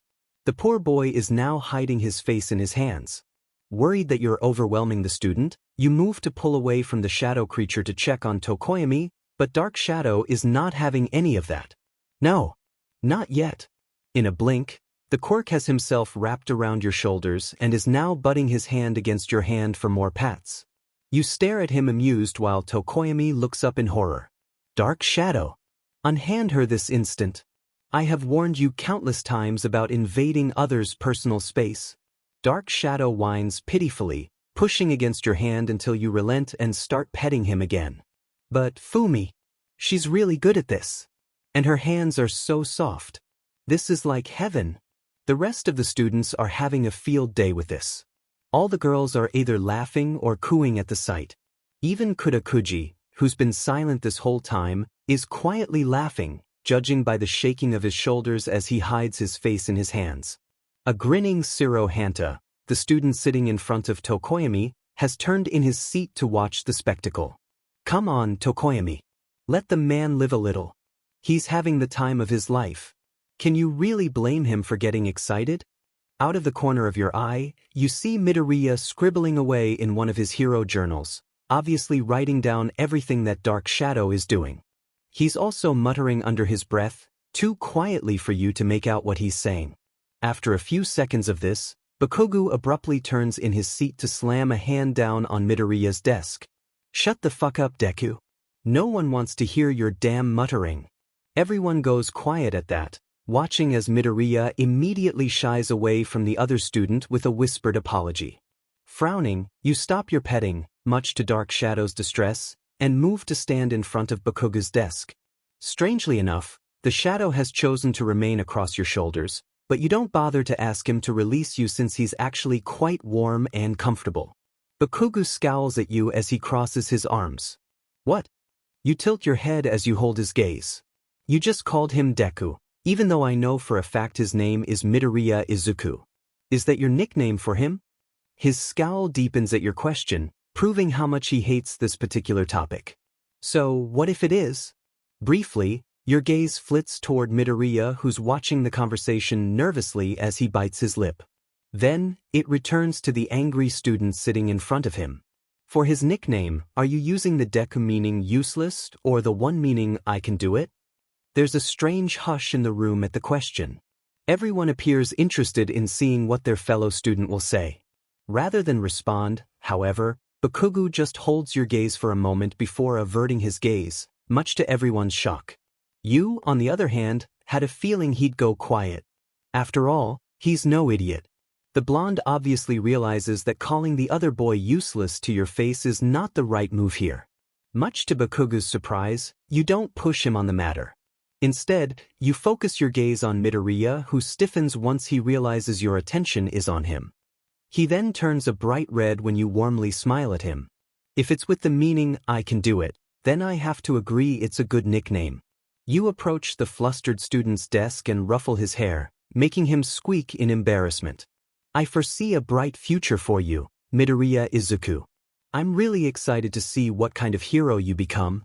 The tension in the air eases at your words, and everyone watches as Midoriya practically beams, radiating pure joy at your words. Thank you, Sensei. I promise to do my best. His smile is so bright you consider asking Yayarozu if she can make you a pair of sunglasses. Oh man, you are a regular ball of sunshine, aren't you? I feel like I'm gonna go blind if I stare at that pure smile any longer. He makes a choked noise as his whole head instantly turns red. Meanwhile, the rest of the class start laughing at his embarrassed reaction. Kaminari snickers loudly. Damn, Midoriya, remind me to teach you later how to accept a compliment from a girl. That was pretty bad, hilarious but bad. Jiraiya rolls her eyes. I feel like anything he learns from you will just hurt him in the long run rather than help him. Hey, Y/N. What about my future? You saw mine and Fumicage's future earlier, right? That's why you got all glassy-eyed. Dark Shadow suddenly asks, instantly garnering your attention. Amused, you start scratching him under his chin, making him rumble in pleasure. I saw you two being badass. I can't really go into much detail, though, 'cause my quirk prevents me from revealing some of my visions. Yayarozu raises a hand and starts to speak once you nod at her. Is it because it is dangerous for people to be made aware of what's to happen in the future? At that, everyone turns to look at you curiously. Realizing you have the class's attention, you decide you might as well tell them more about your quirk. While I can't say for sure if that's the case, I do think that's why I can't tell people about the more important visions I get. The male student with big lips, Satarikido, raises his hand and asks, more important? How does that work? You ponder how to reply as you continue to pet Dark Shadow, who remains strewn across your shoulders despite Tokoyami's continued efforts to get his quirk to release you. I guess the best way to describe it is I have visions of simple things, sometimes like someone tripping in the hallway, and I also have more worrisome visions like of villain attacks. Everyone straightens in their seats at the mention of villains. You grin when you see their interested expressions. I can warn someone if I know they're about to trip, and I can technically warn about a villain attack. I just can't give in-depth details about the villain attacks, such as who's attacking or what their quirk is. Todoroki calmly tilts his head to the side. It doesn't sound like it's a very useful quirk if you can't even tell anyone about what's to happen. You wince at his blunt words while several of his classmates give him sharp looks or quietly hiss his name. You're right. I'll be the first to say my quirk isn't all that helpful. Sure, I know when things are about to happen, but what's the point if I can't tell anyone? Still, even so, I'd like to be able to help others with it if I can. Uraraka Ochako, a girl with rosy cheeks sitting in the far left desk in the back, raises her hand. Aizawa-sensei said you weren't a pro hero, but do you want to become a hero someday, sensei? Blinking, you find yourself at a loss for words for several seconds, making the girl tilt her head curiously in response. Shaking your head, you give her a small smile. While I think heroes are amazing, I can't say I've ever considered becoming one, especially considering how unhelpful my quirk is. I can't even control it, so I get my visions at random. Definitely not something a hero would want happening during a big fight. You rub your neck sheepishly. Honestly, I don't think I have what it takes to be a hero. Not everyone can do it, but I do respect everyone who chooses that path. With a warm grin, you let your gaze roam across all the young faces around you. But you guys? I think you all have the potential to become something amazing. That's why I'm here. I want to do whatever I can to help protect your futures, so everyone can see what all you'll accomplish when you become heroes. I can't wait to see what you guys do. At your words, every face brightens, and many of the students start cheering enthusiastically. While he may not be smiling like the others, Bakuga's scowl is definitely less heated compared to before, which you count as a win in your book. Maybe you'll be able to positively influence these students after all. Sensei? At the sound of a timid voice, you turn to see Midoriya staring at you with a raised hand. What's up, Midoriya? He stammers for a few seconds before taking a deep breath and meeting your eyes straight on. I think you'd be an amazing hero too if you ever decided to give it a try. Of course, if you don't want to, that's also fine. I just mean, you have such an amazing quirk and, watching as he runs out of steam, you find yourself chuckling, making the poor boy blush harder. Thank you, Midoriya. Hearing that means a lot to me. I think that's the first time I ever got complimented on my quirk. I appreciate it. His eyes widen in disbelief. Hey, Really? But your quirk is so cool. I mean, sure, you can't give a detailed description of your visions, which is a shame. I wonder if there's a way to work around that limitation. Wait, what I mean to say is that despite the limitation you still know what will happen, so if you were a hero you could possibly take action to stop whatever takes place in your visions. You just need to learn how to kick ass like me, and fumigage is what he's saying. Then, you can stop the villains all by yourself. Tokoyami sighs deeply at his quirk's remark while you laugh. Well, you're not wrong. I'll have to take that into consideration. Thank you, Midoriya. Also, if you want to ask me more about my quirk, you can. It doesn't bother me. It's at that moment the bell rings, signaling the end of the period. Immediately, Aizawa emerges from his sleeping bag with a yawn. Alright, you've all been introduced.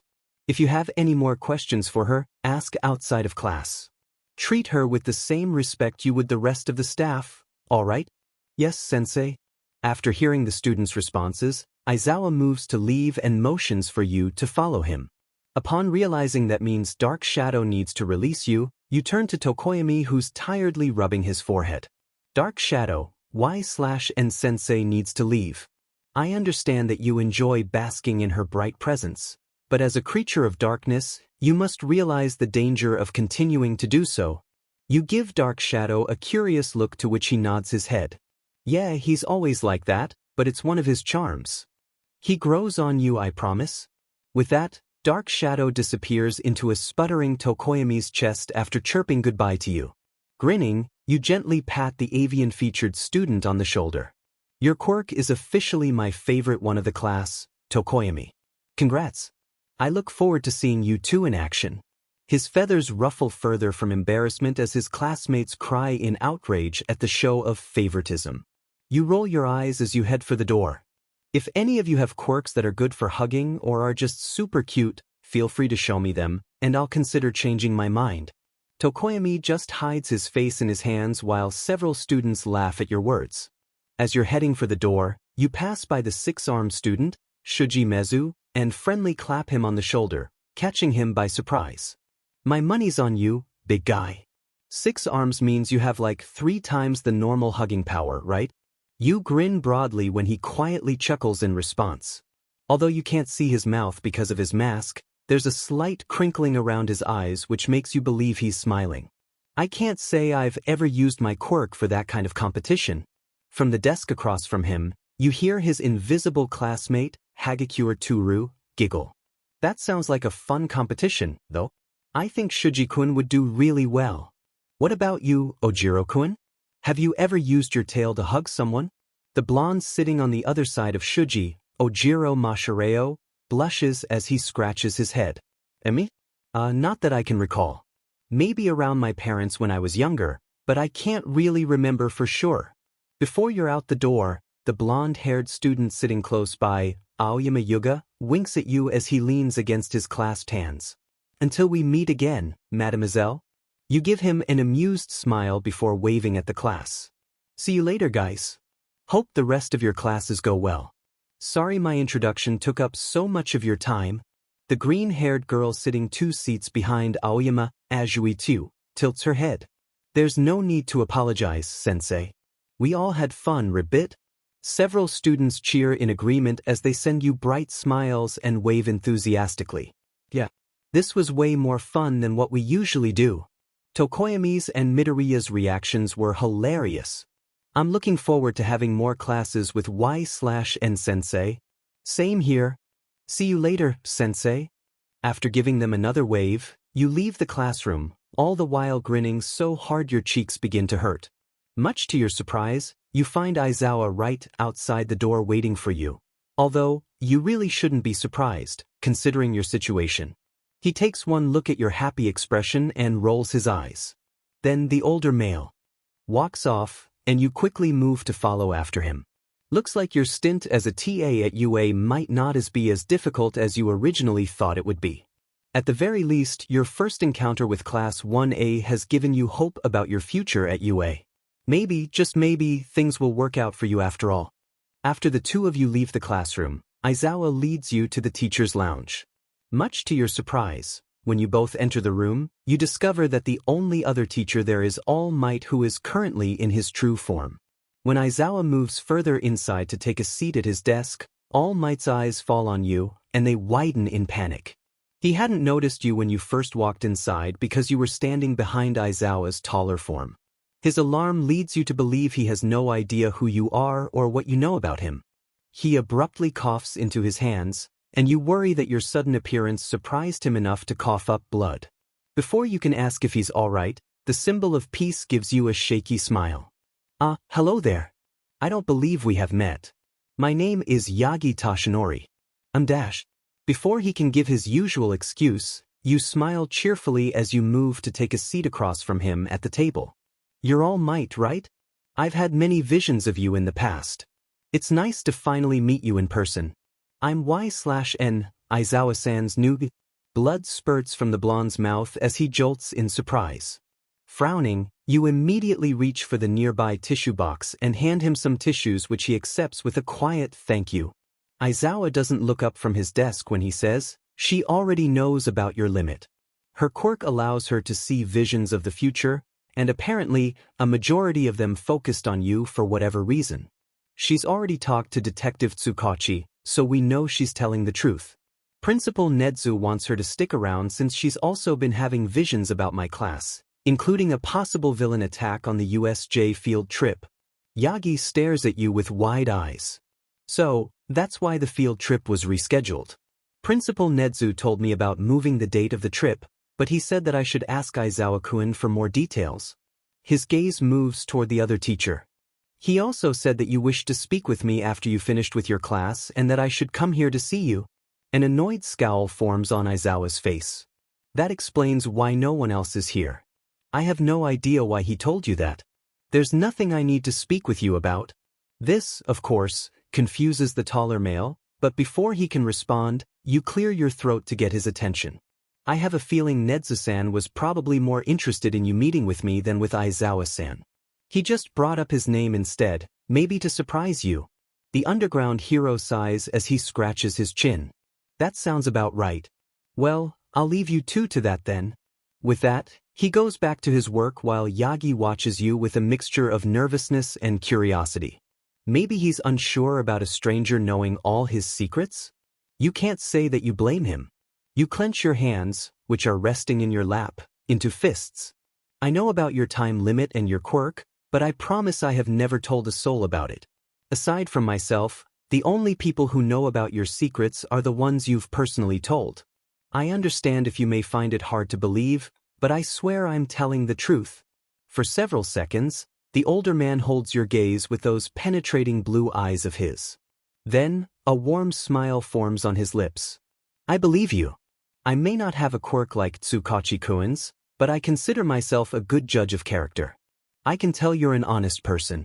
Thank you for keeping my secrets safe all this time. His smile then falls as his eyes gain a serious glint. You mention my quirk. You know what it is and what all it entails. Mindful of the other person in the room, you nod your head and quietly reply, I do. I also know about your successor, but I haven't told anyone about that secret either. Just as he opens his mouth to speak, you continue, let's just say you weren't the only one my visions focused on when I was growing up. I had wondered why I started getting visions of this random kid, but I understood once the two of you met. Your fates are intertwined. Yagi clenches his fists tightly as he sets them on the table. Do you know what kind of future we'll have? Can you see far into the future, or is there a limit? You run a hand through your hair. If you're wondering what's to become of your successor in the far-off future, I have no idea. I've never had a vision that occurred more than a year in advance. I actually haven't seen anything related to your successor that's to happen past the field trip. Of course, I'm sure that'll eventually change. The tension in his frame eases at your words. Was he expecting you to deliver some bad news? That's when you remember one of your past visions that focused on the symbol of peace. Realization dawns your features. You were thinking of Sir Night-Eye and the future he foresaw for you. He flinches at your words before sporting a shaky smile. So you even know about that. I must say those foresight quirks are nothing to sneeze at. Yes, you are correct. My old sidekick's quirk allows him to see a person's entire future, so it would seem his is slightly different from yours. You drum your fingers against the table as you nod. Unlike me, he can control whose future he sees. My visions are random, so I can't control my quirk at all. I have no idea when I'll get a vision or who it'll be about. I've already had 2 since class started, and they were both random. Before I came here, I usually only got 1 vision a day. Now, it seems I can have several. I can't tell anyone about what happens in most of them, though. Yagi tilts his head curiously. Interesting. Night I never had any problems with revealing what he saw. I wonder why your quirk is different. A frustrated scowl forms on your face. I have no idea. It really sucks. I get an awful migraine if I ever try to explain what I've seen. The only thing I can think of that could explain it is the visions I have typically involve important events that can't be stopped. There are some things that are just meant to happen, no matter how much we'd like to change them. Not to say the future is set in stone or anything like that. You quickly add, I just mean one way or another some things will happen, no matter what. His face darkens as he clasps his hands together. I see. That does make sense. Realizing where his train of thought is going, you decide to change the subject to something you've been wanting to speak with him about. I actually wanted to ask you a question if that's all right with you. He blinks in surprise before giving you a friendly grin. Of course. It's no problem at all. What can I do for you? You lace your fingers together as you lean forward against the table. Considering Nedzu-san hasn't spoken with you about me, I'm assuming you don't know the rest of my situation. I was found unconscious yesterday on campus without any recollection of how I got here. I can't remember where I came from or even my own age. My memory is filled with holes. Warmth envelopes your chest when you notice the obvious concern now on his face. The number 1 hero truly is a kind man. Before he can respond, you continue, so, because of this, it's understandable that I come across as suspicious. The principal allowed me to stay here since my visions concern Class 1A, and I can warn of dangerous events that may befall them. However, that's not enough to prove I'm trustworthy, so I've been assigned to Aizawa-san so he can keep an eye on me. A frown forms on the blonde's face, but you hold up a hand before he can. It's fine. Just as they have no reason to distrust me, they also have to reason to trust me. That's why I plan on working hard to earn everyone's trust.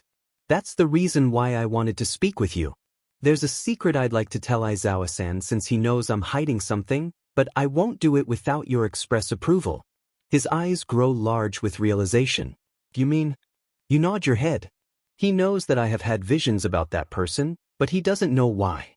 I kept quiet because it's not my place to tell. However, I'm not fond of keeping this a secret from him when I do believe he, of all people, should know. Yagi's expression becomes conflicted. Well, I can understand your reasoning, and I don't want this to cause more mistrust to breed between the two of you. However, sighing, you rest a hand against your cheek as you prop your elbow on the table. It's a big secret that not just anyone can know. I understand. However, I want you to understand that I have another reason for why I want to share this secret with him. He tilts his head. Another reason? You let your gaze drift over to the hunched form of Aizawa before returning it to the man sitting across from you. Don't you think your successor deserves as much help as possible? You're only one man, Yagi-san. You can't always be there to offer advice and training. That's not your fault, of course. But it is his job to help the students in his class. He's a stern man, but he's kind. I saw his dedication to his students firsthand in my visions. An amused grin forms on your face. I know you two are pretty much night and day when it comes to your teaching styles, but you gotta remember he's been doing this for a while. He knows what he's doing. Plus, I have a feeling you'll be needing as many eyes as you can get watching over that kid of yours. I predict they're gonna be a real trouble magnet. Yagi chuckles nervously. I'm afraid your prediction is fairly accurate. I cannot deny I'm worried about my student. Maybe you're onto something here. Several minutes pass in silence before he finally sighs. No matter how much I try, I can't come up with a reasonable argument to your words. I know he won't reveal my secret, but it's still worrying all the same. I haven't shared it with many people. About time. You both jump in surprise at the sound of Aizawa's voice. The two of you turn to watch the tired man approach the table and take a seat beside you. Did you really think I couldn't hear anything just because you two were whispering? Pouting, you wag a finger at the underground hero. It's impolite to eavesdrop, Aizawa-san. Yagi stares at you wide-eyed, apparently surprised that you had the nerve to scold the other teacher. Meanwhile, Aizawa simply rolls his eyes. I wasn't. It's not my fault you're both bad at keeping quiet when you talk. Now, tell me what this big secret is that apparently concerns one of my students. My money's on Midoriya, considering how much you already hang around him, even though it's only the first week of school. The blonde freezes before abruptly coughing into his hand. You quickly push the tissue box in his direction, which he gratefully accepts. After the coughing fit subsides, Yagi rubs his head sheepishly. So, I was that obvious? For several seconds, Aizawa just stares at him before responding in a deadpan voice. If that was your definition of being subtle, then I never want to go on an undercover mission with you. Ever. You snort loudly, unable to stop yourself. Meanwhile, the symbol of peace pouts slightly at the comment before eventually sighing, well, I guess that's understandable. I'm new to this kind of thing after all. Maybe it is better that I explain the situation to you after all. With that, Yagi goes into an in-depth description of One for All, explaining how it's a stockpile quirk that can be passed down from one user to the next. He then reveals how he met Midoriya and deemed the boy worthy of inheriting his quirk. Once he finishes, the older man goes quiet, waiting to see how his fellow teacher, who remains silent throughout the explanation, will respond. A few minutes later, Aizawa finally breaks his silence. When exactly did you officially give Midoriya your quirk? Yagi starts to nervously sweat at the question, moving his gaze to look anywhere but at the other teacher. Realizing he's trying to find a way out of having to answer, you decide to do it for him. The morning of the entrance exam. A sharp pang of guilt stabs you right in the heart when the symbol of peace gives you a betrayed look. It feels like you just kicked a puppy but a million times worse. Apparently, the number one hero has another great power at his disposal besides his amazing quirk. How could just one look be so powerful? What? A chill runs down your spine at the threatening tone you hear. You and Yagi both slowly turn to face Aizawa, who's wearing a frightening scowl. You gave him the quirk hours before the exam? That's why he nearly destroyed his whole body taking out that zero-pointer. The blonde raises his hands in a placating manner. In my defense, I couldn't give him the quirk until his body was strong enough to handle it. That's why I was training him those 10 months. He finished his training the morning of the exam. Of all the reckless dash, rather than finish what was sure to be quite the frightening scolding, Aizawa abruptly cuts himself off and starts grumbling several choice words under his breath. After a few minutes of this, he tiredly rubs his eyes. If this is such an amazing quirk, why does he keep hurting himself every time he uses it? Sheepish, Yagi starts rubbing the back of his head nervously. I was apparently a natural with the quirk, so it gave me no problems, but that's not the case with young Midoriya. It would seem his body is still adjusting. I'm sure he will adapt with time and more training. With a sharp glare, the underground hero stabs a finger in the blonde's direction. I know you're new to teaching, but you better work on this. I can't have my student breaking his bones every time he uses his quirk. If you don't know what to do, then find someone else who does. The symbol of peace nervously nods before releasing a weary sigh. Work on it. I promise. You clap your hands together happily. That's all we can ask. I'm glad that's all settled. It'll be good for Midoriya to have another adult looking after him who knows the whole situation. The corners of Yagi's mouth curve upwards. I'm glad that young Midoriya has someone like you looking after him, Y/Kun. I feel like he'll be in good hands. Grinning, you pump up your fist excitedly. Of course. I'm gonna make sure he gets nothing but the support and appreciation he deserves. He's gonna be a great hero. His smile grows at that while Aizawa just rolls his eyes. Just don't spoil him. That's the last thing he needs. A pout forms on your lips. It's not spoiling if it's the truth. If he does something good, I'm gonna compliment him just like I'll do for all the other kids. Positive reinforcement is important, Aizawa-san. Yagi starts chuckling when the other man scowls at your words. I feel like you two are going to be a perfect example of the good cop, bad cop scenario. You laugh as you start teasingly poking the underground hero's arm. You're definitely the bad cop. Aizawa swats your hand away before rising to his feet and heading back to his desk. I'm going back to my work. It's at that moment the door to the teacher's lounge abruptly slams open. You and Yagi jump in your seats while Aizawa curses under his breath. Present Mike strides into the room with a large grin. Oh, Y/Enchan. Good to see you again. Shuda's not giving you too hard of a time, is he? You shake your head with a laugh. Nah, he hasn't been too bad. He was kind enough to fall asleep, so I could spend the whole period chatting with the class.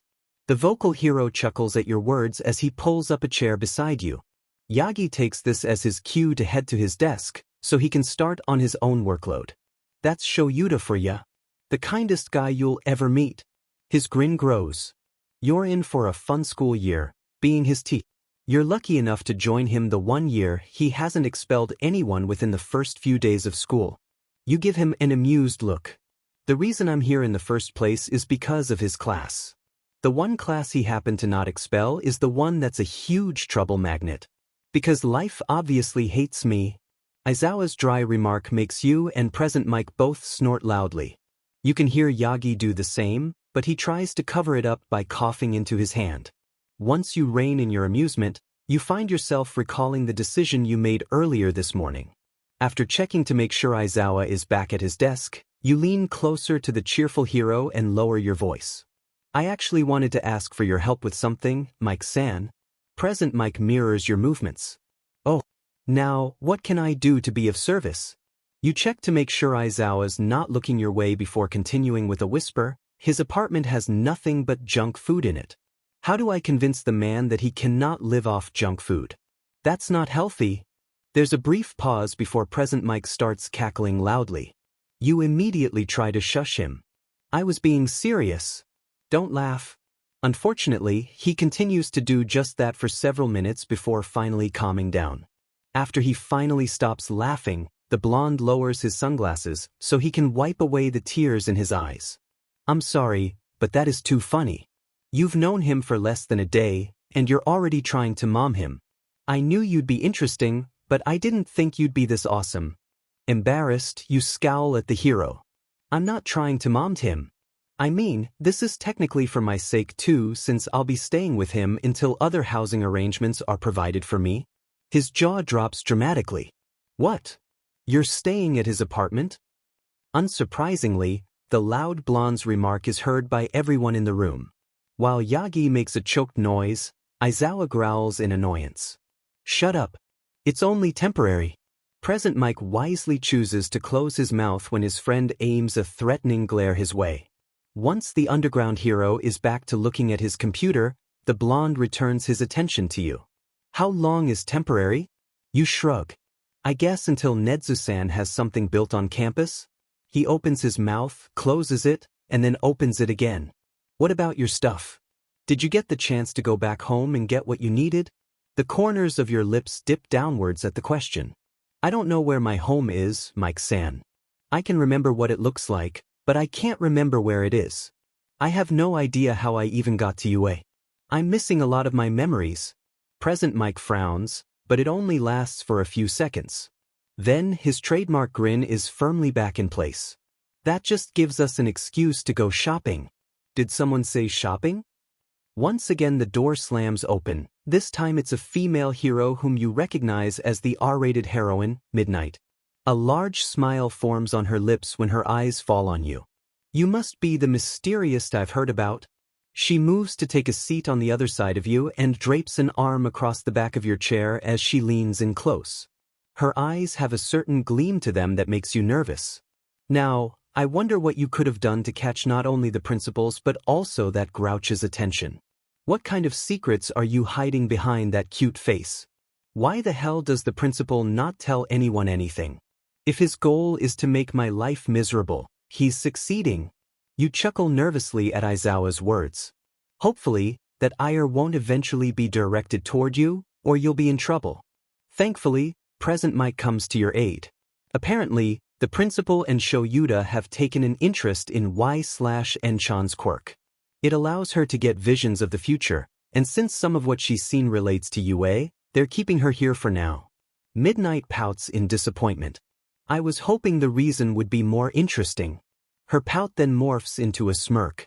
Oh well, I'm sure we can still have fun with this situation. Can't say I've ever imagined Aizawa with a T. Always figured he'd chase them off within the first week. Hopefully, that won't be the case for you. You nod your head firmly. I won't run away. I'm gonna do my best to help however I can. Besides, I know that despite his scary face that Aizawa-san is a nice person deep down. There's a pause before Present Mike and Midnight start roaring with laughter. While Aizawa glares heatedly at his laughing colleagues, Yagi tries to hide his own amusement in order to avoid being on the receiving end of that glare. Just as it looks like the underground hero is going to come over to shut them up personally, the laughing heroes finally start to calm down. Present Mike wipes at his eyes while Midnight drops her arm from the back of your chair to your shoulders. She grins at you. I like you. I think I'm really gonna enjoy having you around. Present Mike aims his finger guns your way. Same. Anyone who can compliment Shoyuta so fearlessly is cool in my book. I think you'll be a good div for him. You beam at the praise, not expecting it but grateful all the same. Thank you. Midnight ruffles your hair before removing her arm from your shoulders. So, what were you saying about shopping? The blonde snaps his fingers in her direction. Oh yeah, I almost forgot. Y/Enchan is unfortunately having memory problems, so she doesn't know where she lives. So, she has none of her stuff like clothes and other basic necessities. I figured a shopping trip was in order to fix that. A scary grin forms on the R-rated heroine's face as she rubs her hands together. What a great idea. How about I lend a hand? It's been a while since I went out shopping with someone since my schedule is usually so busy. While you want to feel happy about her offering her assistance, you can't help but feel fearful when you take in the other woman's excited expression. Somehow, you get the feeling a shopping trip with her will be far from normal. Present Mike, for whatever reason, appears unaffected by the heroine's expression. He just cheerfully grins. All right, the four of us could all go together. We haven't gone out in a while. It'll be fun. I better not be included in that four. At the sound of Aizawa's annoyed drawl, you turn your head to see him glaring at his friends. I don't care if you want to take her shopping, but count me out. I hate shopping. The two heroes sitting beside you both pout in his direction. For several minutes, you watch the adults have a stare-off, neither side willing to budge. You then decide to intervene before it can get worse. I appreciate you wanting to help me, but I don't have any money to go shopping with. So, I won't be able to buy any clothes. All four heroes bring their gazes to you, even Yagi who wasn't even a part of the conversation. They're all frowning now, much to your confusion. Before you can question their reactions, Midnight pulls you into her chest and hugs you tightly. You poor thing. Don't worry, we'll take care of everything. If the principal doesn't pay you in advance so you can buy what you need, I'll handle the expenses. A girl having only one pair of clothes to her name is unacceptable. While you would like to thank her for her kind offer, you can't because she's currently smothering you with her breasts. Present Mike, thankfully, notices your plight and moves to help pull you away. I agree with you, but you gotta let her breathe, Midnight. Once she releases you, you greedily inhale to soothe your poor oxygen-deprived lungs. As you're doing this, Present Mike gently claps you on the back while Midnight grins sheepishly.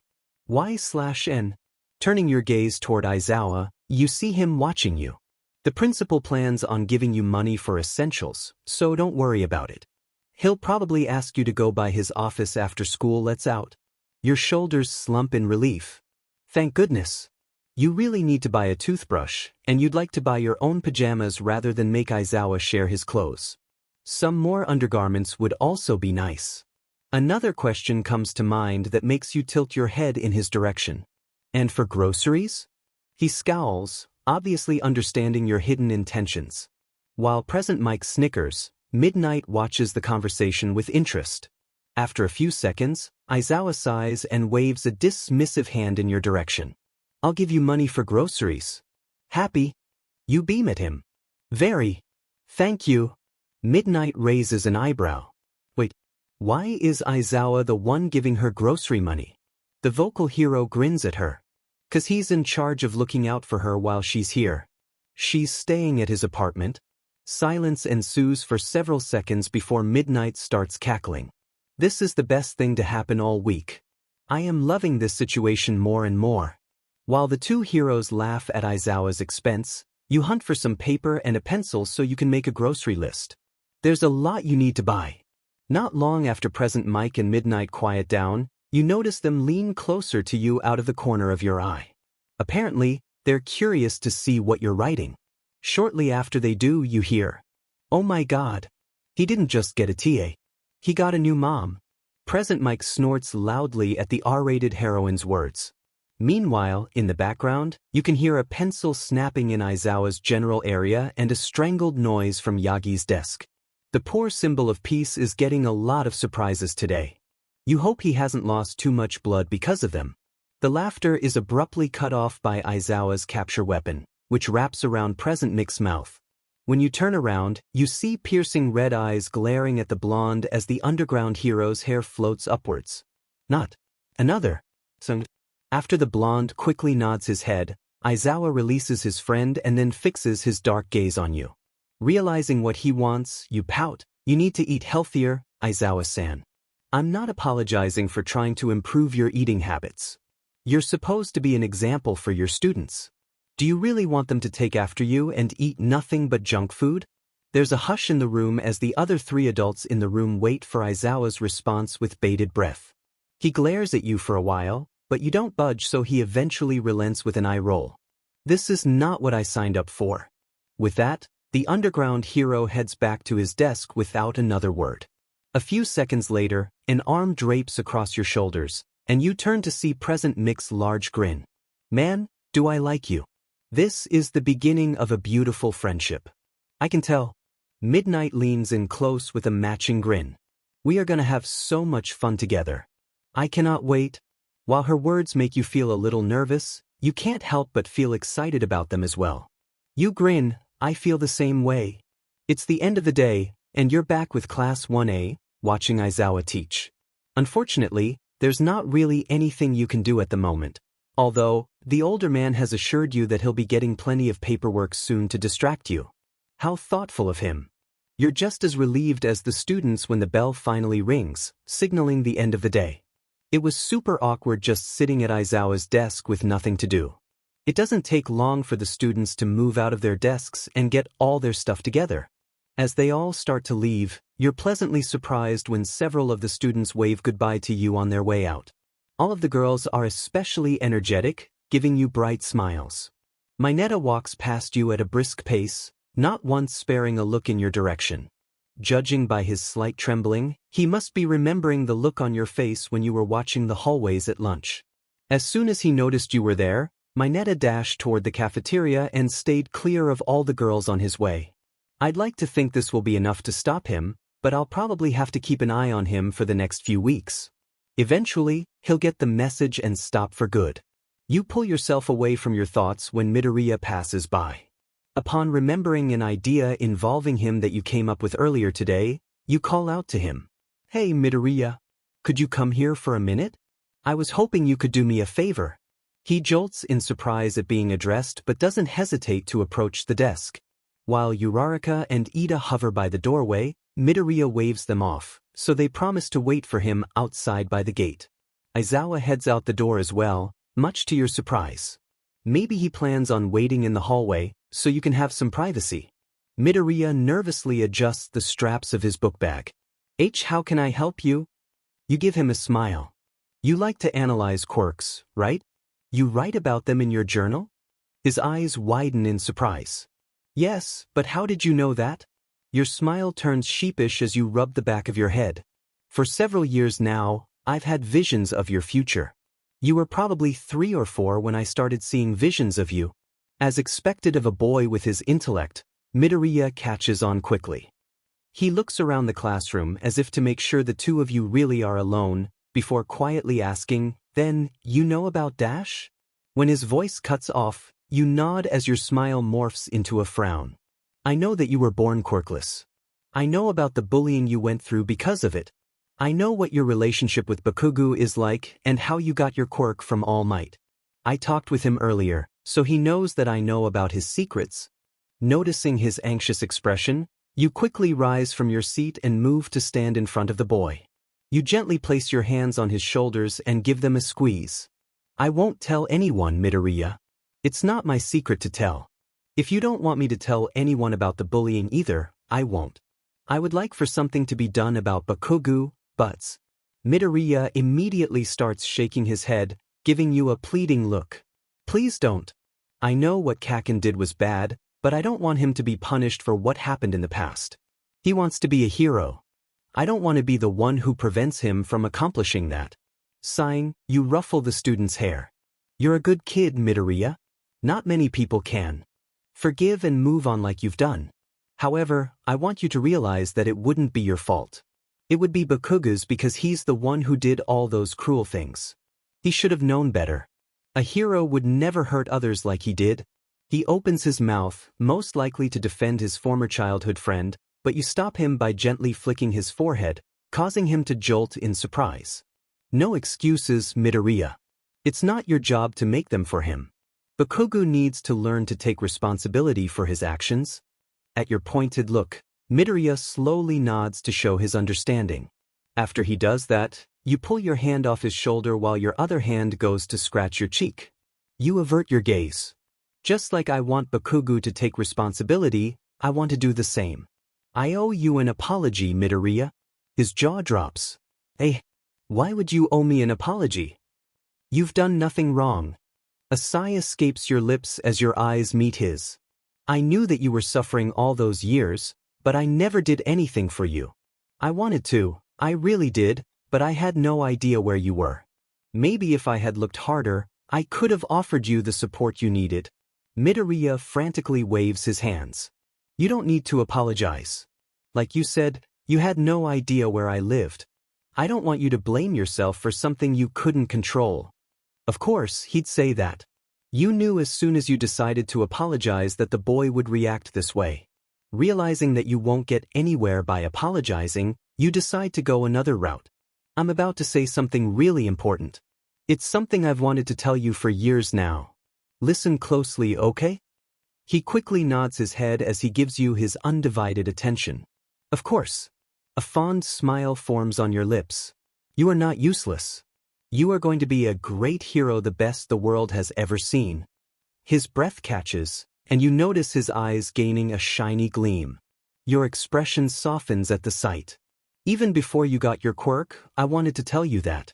I had been worried at first about you wanting to become a hero when you had no quirk, but over the years, you won me over with your determination and your strong spirit. I thought to myself, if anyone were to be the first quirkless hero, it would be this kid. Honestly, you were a big inspiration to me. When I saw how hard you worked, never giving up despite how much the world brought you down, it made me want to work hard too. It's hard to explain, but you gave me hope. So, thank you. While Midoriya chokes back a sob, you pour all your feelings into your final sentence, hoping you'll be able to express even a fraction of the gratitude you feel toward the boy before you. Thank you for being my hero, Midoriya. In a flash, the boy has his arms wrapped tightly around you, catching you by surprise. You immediately return the embrace, softly squeezing him as your vest grows damp from his tears. The two of you remain like that for a while. You're surprised that Aizawa hasn't come in to check on you or that Ida and Uraraka haven't come to look for their friend. You're glad they haven't since you'd rather wait until Midoriya is ready before you pull away from him. Finally, after some time passes, his tears begin to ebb, and the student slowly pulls away, using his fists to wipe his face. There's a red flush to his cheeks, probably from his embarrassment over suddenly hugging you. When he stammers an apology, you pat his shoulder and assure him it's fine. I know I can't do much as a non-hero, but you can always come to me for help, Midoriya. I'll do whatever I can to support you. The soft smile he aims your way gives you a warm feeling in your chest. Thank you, Sensei. I really appreciate it. After he takes a few minutes to clean himself up, Midoriya gives you a curious look. Earlier, when you mentioned a favor, you asked about my hobby of analyzing quirks. Was there a quirk you wanted me to look at for you? You grin. I'm glad you reminded me. I'd like for you to analyze my quirk for me. He gives you a wide-eyed look. Why you want me to analyze your quirk? Nodding, you point at his book bag. I figured you probably already wrote something in your journal after meeting me this morning, and I was hoping you could keep track of everything I tell you. Considering how good you are at bringing out the best of quirks, I thought you could help me make the most of mine. I figured it'd be a good idea to keep note of it too, just in case I get any more new developments. His eyes gain a calculative look. New developments? Your grin grows at his expression. Yeah, for the longest time, I only ever had 1 or 2 visions a day. Some days I wouldn't have any at all. Yet, yesterday, I had 3 after arriving at UA, and I had 2 this morning. I have no idea why. Midoriya gains a thoughtful look as he grabs his chin. I wonder if a change in environment is an affecting factor. It's possible you were just missing the necessary stimuli before, and the conditions have somehow been met here. Maybe. He starts muttering quietly under his breath at a speed you can't keep up with. You laugh at the sight before moving to ruffle his hair again, causing him to squeak in surprise. Well, I'll let you think on it, okay? You better get going. Uraraka and Ida are waiting for you. Realizing you're right, Midoriya nods his head and quickly heads for the door. Before he leaves the room, he suddenly stops and turns to face you, catching you by surprise. Your eyes widen when he bows his head. Thank you for what you said. It really meant a lot to me. Growing up, those were the words I wanted to hear more than anything. It makes me really happy to know that all this time there was someone out there rooting for me like that. When he raises his head, you see a bright smile on Midoriya's face. I promise I won't let you down. I'll become the #1 hero for sure. With that, he dashes out the door as quickly as he can. You find yourself chuckling at the sight as you slowly approach the door. There's an incredibly warm feeling in your chest now. You feel like you're about to burst. You're so happy. Is this what it means to be a teacher? I know I just started, and I have a long way to go before I can even have the right to call myself one. A soft smile forms on your face. If this is a normal feeling that comes with teaching, I'll do my best so that I can experience it every day. I can't think of anything that I'd rather do more than invoke that sort of joy in my students. I really hope I can. When you leave the room, you're surprised to see Aizawa waiting for you. You know you shouldn't be, but you half expected him to leave for the teacher's lounge, considering how much time you spent talking to Midoriya. You start to fidget nervously when several minutes pass without him saying anything. All he does is stare at you. Did you do something wrong? Were you pulling an All Might and showing too much favoritism? That really wasn't your intention, but you can't deny the strong urge to spoil the green-haired boy with the love and attention that he was denied for years by every other adult in his life besides his mother. Finally, after what feels like forever, Aizawa nods. Not bad. And that's all he says. After saying those 2 words, the underground hero turns around and walks off. Dumbstruck, you just stare for several seconds before you recover enough to follow after him. You have no idea what he's talking about. Is he referring to what you did with Midoriya earlier? Did he hear all that? He's not asking about the freckled boy's relationship with Bakugo, so maybe he just caught the end of it? The one thing you do know is the older man's gaze seems a little softer now for some reason. But surely you're just imagining it, right? After leaving the 1A classroom, you and Aizawa head for the principal's office to pick up the money you'll need to buy clothes and other supplies. That shopping will be done with present Mike and Midnight, who promised earlier that they'd wait for the 2 of you at the school's entrance, so you could all go shopping together, much to Aizawa's ire. Unfortunately for him, you don't think those 2 are going to let him get out of going. Aside from worrying about shopping, there's something else weighing on your mind. Today was the day that the USJ field trip was supposed to be attacked by the League of Villains. Obviously, that didn't happen because the field trip got rescheduled, but what happened to the villains? Did they storm the facility expecting to see All Might and a class of teenagers only to find heroes and police officers waiting for them instead? Or did something else happen?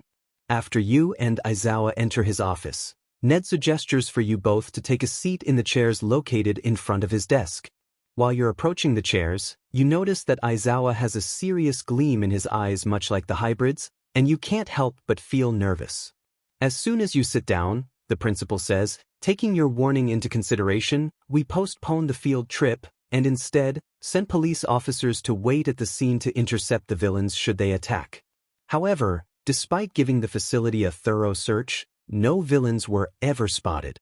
Your chest clenches at his words. You hang your head to hide your face. So, you think I was wrong about the attack? Despite how much it hurts you to think about it, you can't blame them if they decide not to trust your visions from here on out. That would be perfectly reasonable. You can't come up with an explanation for why the villains didn't attack. By all accounts, they should have shown up. The information they found said the field trip was today. They should have been there. But they weren't. And now you look like a complete idiot for making such a big deal about an attack that didn't even happen. The worst part of it all is that you know you were right about the attack. Your visions have never once been wrong. Even though you have no way to explain it, deep down in your bones you know that the villains will attack. Like you told All Might earlier, there are some things that just can't be avoided. You clench your hands into tight fists. So what? The villains postponed their attack? Is that what's happening? But how did they know the field trip was postponed? It doesn't make sense. Why/N? The sound of Aizawa's voice drags you out of your thoughts. With a jolt, you turn in surprise to see him watching you closely. Once he has your attention, the older man sighs, "Calm down. You think too much.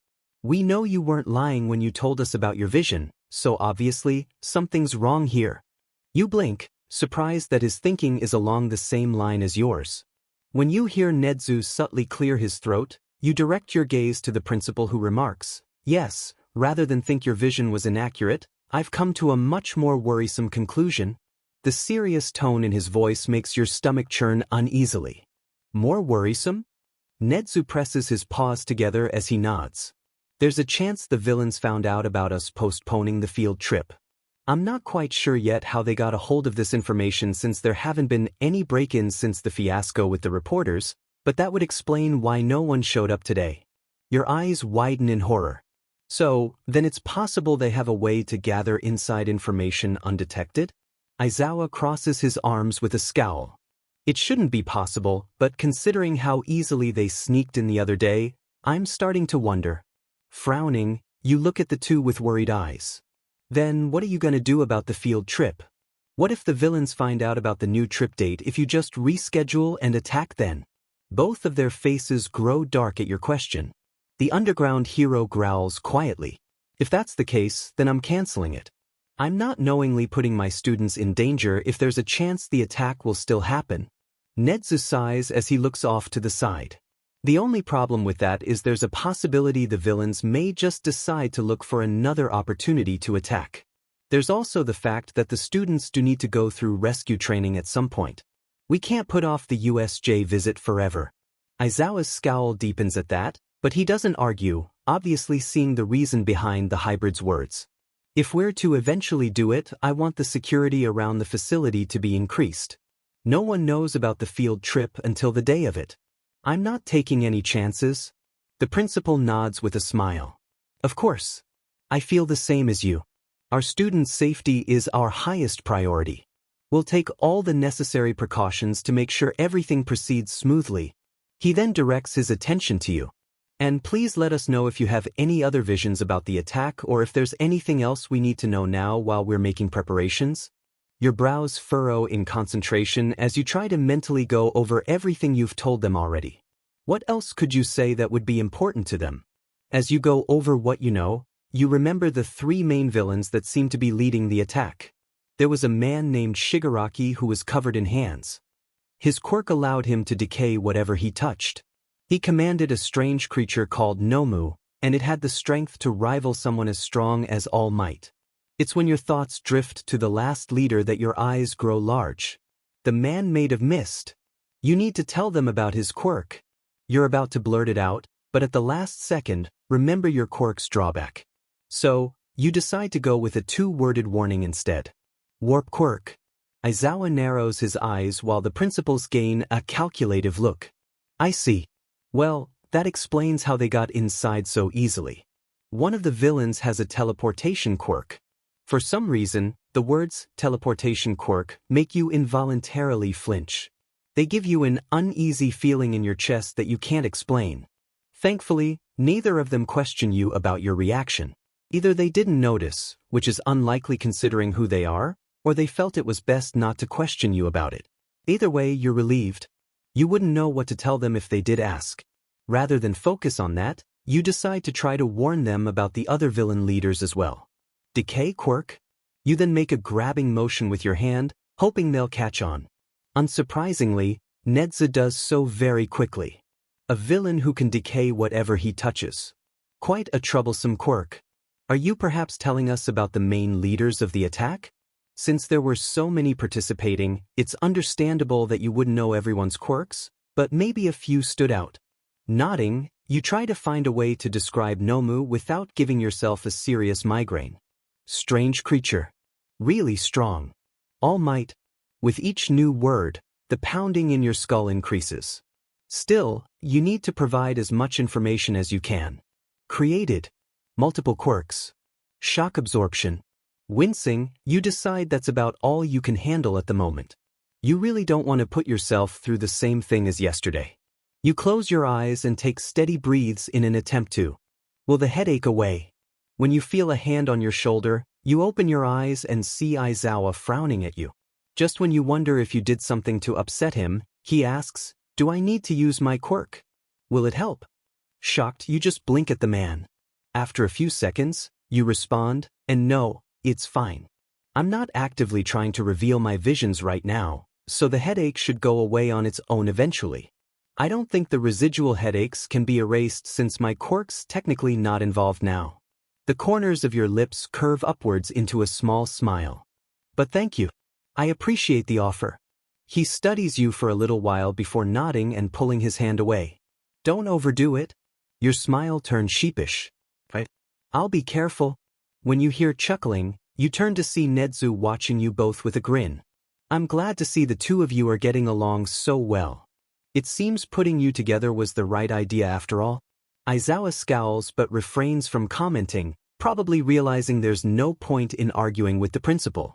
You laugh nervously, wondering how you should respond to such a comment. It's true the underground hero is treating you more kindly as compared to when you first met him. However, you don't know if you'd go so far to say the two of you are getting along well. You'd like that though. It'd be nice if you could become friends with the older man like you did with present Mike and Midnight. Growing up, you had always wanted a friend, but something prevented you from having any. Of course, thanks to your amnesia, you can't remember what that something was. Shaking your head to clear your mind of those depressing thoughts, you direct your attention toward the hybrid. I know the hints for the last villain were kinda incoherent, but were they helpful? His grin grows at your question. Very much so. From what I can discern from your hints, it would seem the villains have somehow created a creature to kill All Might. To accomplish such a great feat, it must obviously be very strong. Although All Might is the target here, we can't afford to leave him out of this field trip if there's a chance that creature is brought along with the other villains. Aizawa gains a scary look in his eyes. He's not allowed to do any hero work that day or even the day before. Whatever date we decide for the field trip, we better tell him in advance, or things might turn out like her vision. Nedzu nods his head. I agree. Hero work is obviously important, but now that he's a member of our staff, he needs to prioritize his teaching responsibilities. I'll be sure to have a talk with him later. Shortly after that, the little meeting concludes, and you bade the principal goodbye, leaving the office with some cash in your pocket. You were surprised by the amount you were given, but when you tried to question the hybrid, he simply smiled and waved you off. A smile rises to your lips. There are so many kind people at UA. I don't think I've ever come across so many people like them before coming here. Your expression grows determined. I can't let their kindness go to waste. I need to work extra hard at my new job, so they won't regret allowing me to work here. I'm gonna go beyond plus ultra. Because that's what UA is all about. As you and Aizawa head for the school's entrance, you catch sight of present Mike and Midnight waiting for you at the gate. You're surprised to see them dressed in civilian clothes rather than their costumes. Do they keep extra clothes on campus just in case? Or maybe that's how they handle leaving the school if they're just going home from here rather than going to work. You muse. I could understand why they wouldn't want to take public transportation wearing their costumes. They'd get mobbed by fans everywhere they go. The most shocking part of them being out of costume is how tame present Mick's hair is now. Rather than just sticking straight up like a cockatoo, his hair is now in a stylish man bun. He's also wearing regular glasses now instead of sunglasses. You wonder if they're prescription or if he just likes eyewear. Present Mike energetically waves at the two of you as he grins. Hey, it's about time. We thought you'd never leave the principal's office. When you get closer to them, Midnight links her arm with yours, pulling you along with her as she walks through the gate. We have a lot of shopping to do and not a lot of time to do it. I can only spare a few hours, so we gotta hurry so we can cover all the best stores. Aizawa scowls when Present Mike drapes an arm across his shoulders and starts pulling him along. Oh hell no. I want no part of this. I'm going home to sleep. Pouting, the blonde gives his friend a pleading look. Ah, come on, Shoyuta. Live a little. Besides, we're celebrating your new TA's first day of work at UA. You have to be there. Tell him why/Enchan. After nodding in agreement, a grinning Midnight focuses her gaze on you to see your response. Meanwhile, you nervously flit your gaze about as the three pro heroes watch you. When your gaze finally falls on the underground hero, you decide to throw caution to the wind and go along with it. Maybe if you ask really nicely, he'll agree. Please, Aizawa-san? I think it'd be fun if we all hung out together for a little while. I promise to be quick, so we won't spend too much time in the stores. There's a brief pause, and then, in a blink, Midnight hugs you close against her chest like she did this morning and squeals, "You're too cute. What's with those puppy dog eyes? You're a dangerous girl after all, aren't you?" Present Mike is laughing uncontrollably. You can't say no now, Shoyuta. She gave you the puppy dog eyes and everything. What kind of hero says no to a face like that? You can hear some quiet grumbling from Aizawa's direction as you struggle to escape the heroine's vice-like grip. Unfortunately, you're not having any luck. Thankfully, the underground hero decides to come to your rescue. She can't breathe, Kiyama. Let her go, or you'll have to explain to the police why you suffocated my teeth. Sweet, precious oxygen fills your lungs when Midnight finally releases you. Is this going to become a normal thing with the woman? Should you be concerned? Acting as if she didn't nearly kill you just now, the older woman loops her arms through yours again before directing you toward the train station. Oops. Sorry about that. I'll treat you to some dinner as an apology. Oh yeah. Free food. Present Mike cheers. Midnight raises an eyebrow at the blonde. I never said anything about treating you, Yamada. Fend for yourself. A pout forms on his face. Ah, come on. That's no fun. As the two friends bicker back and forth, you watch the conversation with an amused smile. When you later look curiously over at Aizawa, you see him shaking his head. However, you can just barely see the upward curve of his lips at one point before his mouth is once again covered by his capture weapon. Noticing your eyes on him, the older man looks your way. After a few seconds, he nods his head slightly before returning his gaze to the people on the street. It takes you a moment, and then, you realize that's his way of showing his agreement with your earlier request. Your smile grows in response. Since you're out in public now, Midnight and Present Mike tell you to call them by their real names in order to avoid unwanted attention. You're surprised when they tell you their names so readily since that's not something a pro hero reveals to just anyone. You can't help but feel honored by the blatant show of trust. Shortly after you arrive at the nearby mall, you discover Kiyama was not kidding about hitting as many stores as possible. As she drags you this way and that, you send the other pro heroes a pleading look, but neither come to your aid. The cowards.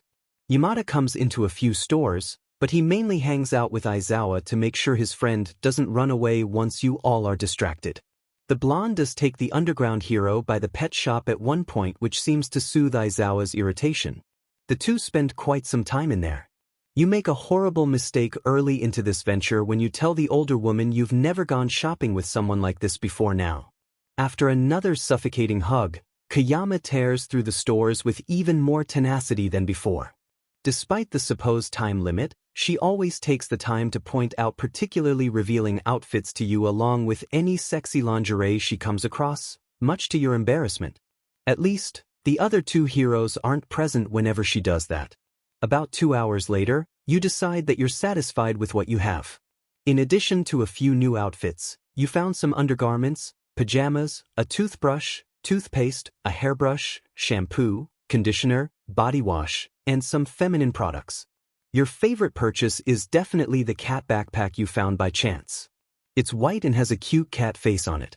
There are even little cat ears sticking out on the top of it. Quickly, after you bought it, you ran to show Aizawa, wearing a big grin. "Look, Aizawa-san. It's Shiro." While the other pro heroes cooed in the background, he just stared before finally nodding in approval. "It's good." For whatever reason, when you beamed at his response, Kayama and Yamada both hugged you simultaneously, talking about something being really cute.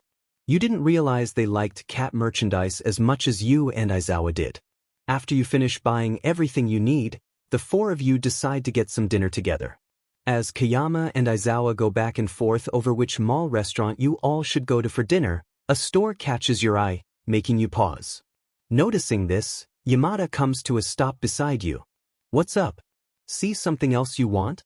Nodding absently, you head for the store with the blonde right behind you. "I have an idea." The store that you both enter is a school supply store. You know you don't really need anything in that regard since UA has everything covered, but there is something you'd like to get if possible. As you're looking, you come across a section filled with just candy, which makes total sense to you. No kid can turn away from candy, so you bet any that come in here for supplies probably also leave with some sweet treats as well. You rub your chin thoughtfully before an idea comes to mind that makes you grin. As you start gathering several different candies, Yamada whistles, "Didn't know you were that big a fan of sweets, Y/Enchan." Shaking your head, you grab a pack of Twizzlers. "They're not for me.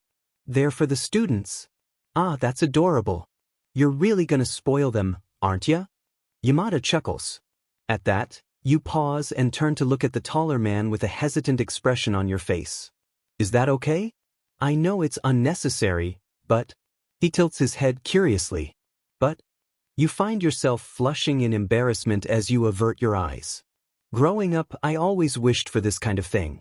I can't really remember who taught me, but I know their teaching method was stern. I never got things like rewards for when I did something well. It made me think I wasn't doing enough, so I kept pushing myself harder in hopes that one day my efforts would be rewarded." Your voice lowers to a whisper. "They never were though." There's a long pause before you feel a warm hand on your shoulder, prompting you to look up. When your gaze meets his, Yamada gives you a kind smile as he squeezes your shoulder. "I think it's a great idea. I can understand Shuda's stern teaching methods, but I think nothing's wrong with showing some positive reinforcement through rewards. If the kids do something that you think should be rewarded, go for it. You'll make their day for sure." When you beam at him in response, his smile morphs into a broad grin. Soon after, he turns to face the candy rack with his hands on his hips. "Now, let's make sure we get a good variety. Kids' tastes are all different after all. Get a little bit of everything." You pump your fist into the air. "Right?" The two of you spend at least 15 minutes going through the available choices before finally making a decision on what all to get. After that, you head for the stickers and start picking out some to buy. At his amused look, you grin cheerfully. "Everyone loves stickers, Yamada-san. No matter what age you are, if someone gives you a sticker, you accept it without question." Yamada nods sagely. Truer words have never been spoken. Not long after that, you both leave the store with you holding a bag full of candy and stickers. This is probably your second favorite purchase after the backpack. Both Kayama and Aizawa are there waiting for you when the two of you exit the store. Kayama raises an eyebrow at your grinning faces while Aizawa just releases a long-suffering sigh. She puts her hands on her hips. "You two were in there a while. What could you have possibly needed in a school supplies store?" You and Yamada share a look before replying simultaneously, "It's a secret." The older woman pouts, "No fair. I get leaving Aizawa out of it, 'cause he's no fun, but you can't do that to me too. Especially not after everything I've done for you." Realizing she's right, you wave her over and whisper what you bought while Yamada laughs at Aizawa's annoyed expression. When you finish, Kayama grins. "Now, that's adorable. Be sure to send pics of Aizawa's reaction when he sees what you bought. I want to see it. Yamada vigorously nods his head in agreement. Same here. Always send any funny pictures you take of Shoyuta my way. I'll add them to my album. You stare at him with wonder. Ooh, you have an album? Of course I do. You wanna gay. He's abruptly cut off by a punch to his gut courtesy of a very irritated Aizawa. You talk too much. With a laugh, Kayama directs you toward a nearby restaurant. Is someone's getting shy? The underground hero aims a glare her way, and you can't help but feel amazed by how well she takes it. They really are good friends. The glares he's given you in the past are nothing compared to one on his face right now. Poor Yamada needs a few minutes to recover before he can finally move to catch up. He makes sure not to walk too close to his friend since the other is still scowling. Thankfully, dinner passes peacefully. Every now and then, Yamada needs to be shushed for speaking too loudly, but your group doesn't get rowdy enough to get kicked out, so you count that as a win. After everyone finishes eating, the four of you leave the mall and head back to the train station where you and Aizawa part ways with the other two. Yamada, who had been carrying some of your bags, hands them over to Aizawa, who's carrying the others. Kayama declared that the men had to make themselves useful in this way since they didn't help with any of the actual shopping. That's why the only bag you're carrying is the one from the school supplies store. As Yamada is passing along the bags he was carrying, Kayama surprises you when she pulls you into a hug, thankfully not one of her usual suffocating ones. I had fun. We should go out again soon. It's been a while since I last did something like that. You return the embrace. I'd like that. Thank you for helping me, Kyamsen. Kayama grins at you. Of course. We girls gotta stick together after all. If you ever need any more help, just let me know. And if Aizawa gives you any trouble, let me know, and I'll set him straight. Her grin turns a little sadistic then, and you chuckle nervously in response. You're saved from having to reply by Aizawa, who pulls you away from her. He scowls at the other woman. Stop that. I don't want her to be influenced by your sadistic tendencies. While Kayama pouts at him, Yamada moves to give you a friendly clap on the shoulder. It was fun, Y/N-chan. We should all definitely do this again sometime. I know Shoyuta had a good time too. He's just too shy to admit it. Yamada.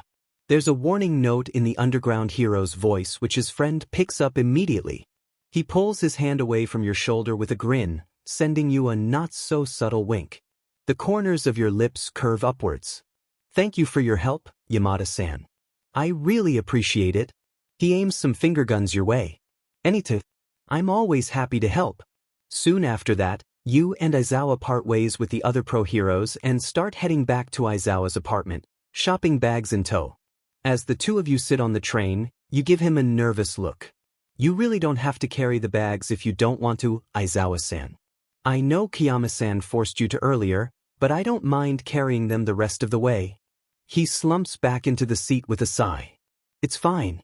They're not heavy, so it's not a big deal. Might as well carry them all the way back. A part of you considers pressing further, but in the end, you decide that there's really no point in doing so. Thank you. Aizawa waves his hand dismissively. Don't worry about it. If you want, you can consider this me returning the favor. You tilt your head curiously. Returning the favor? What did I do?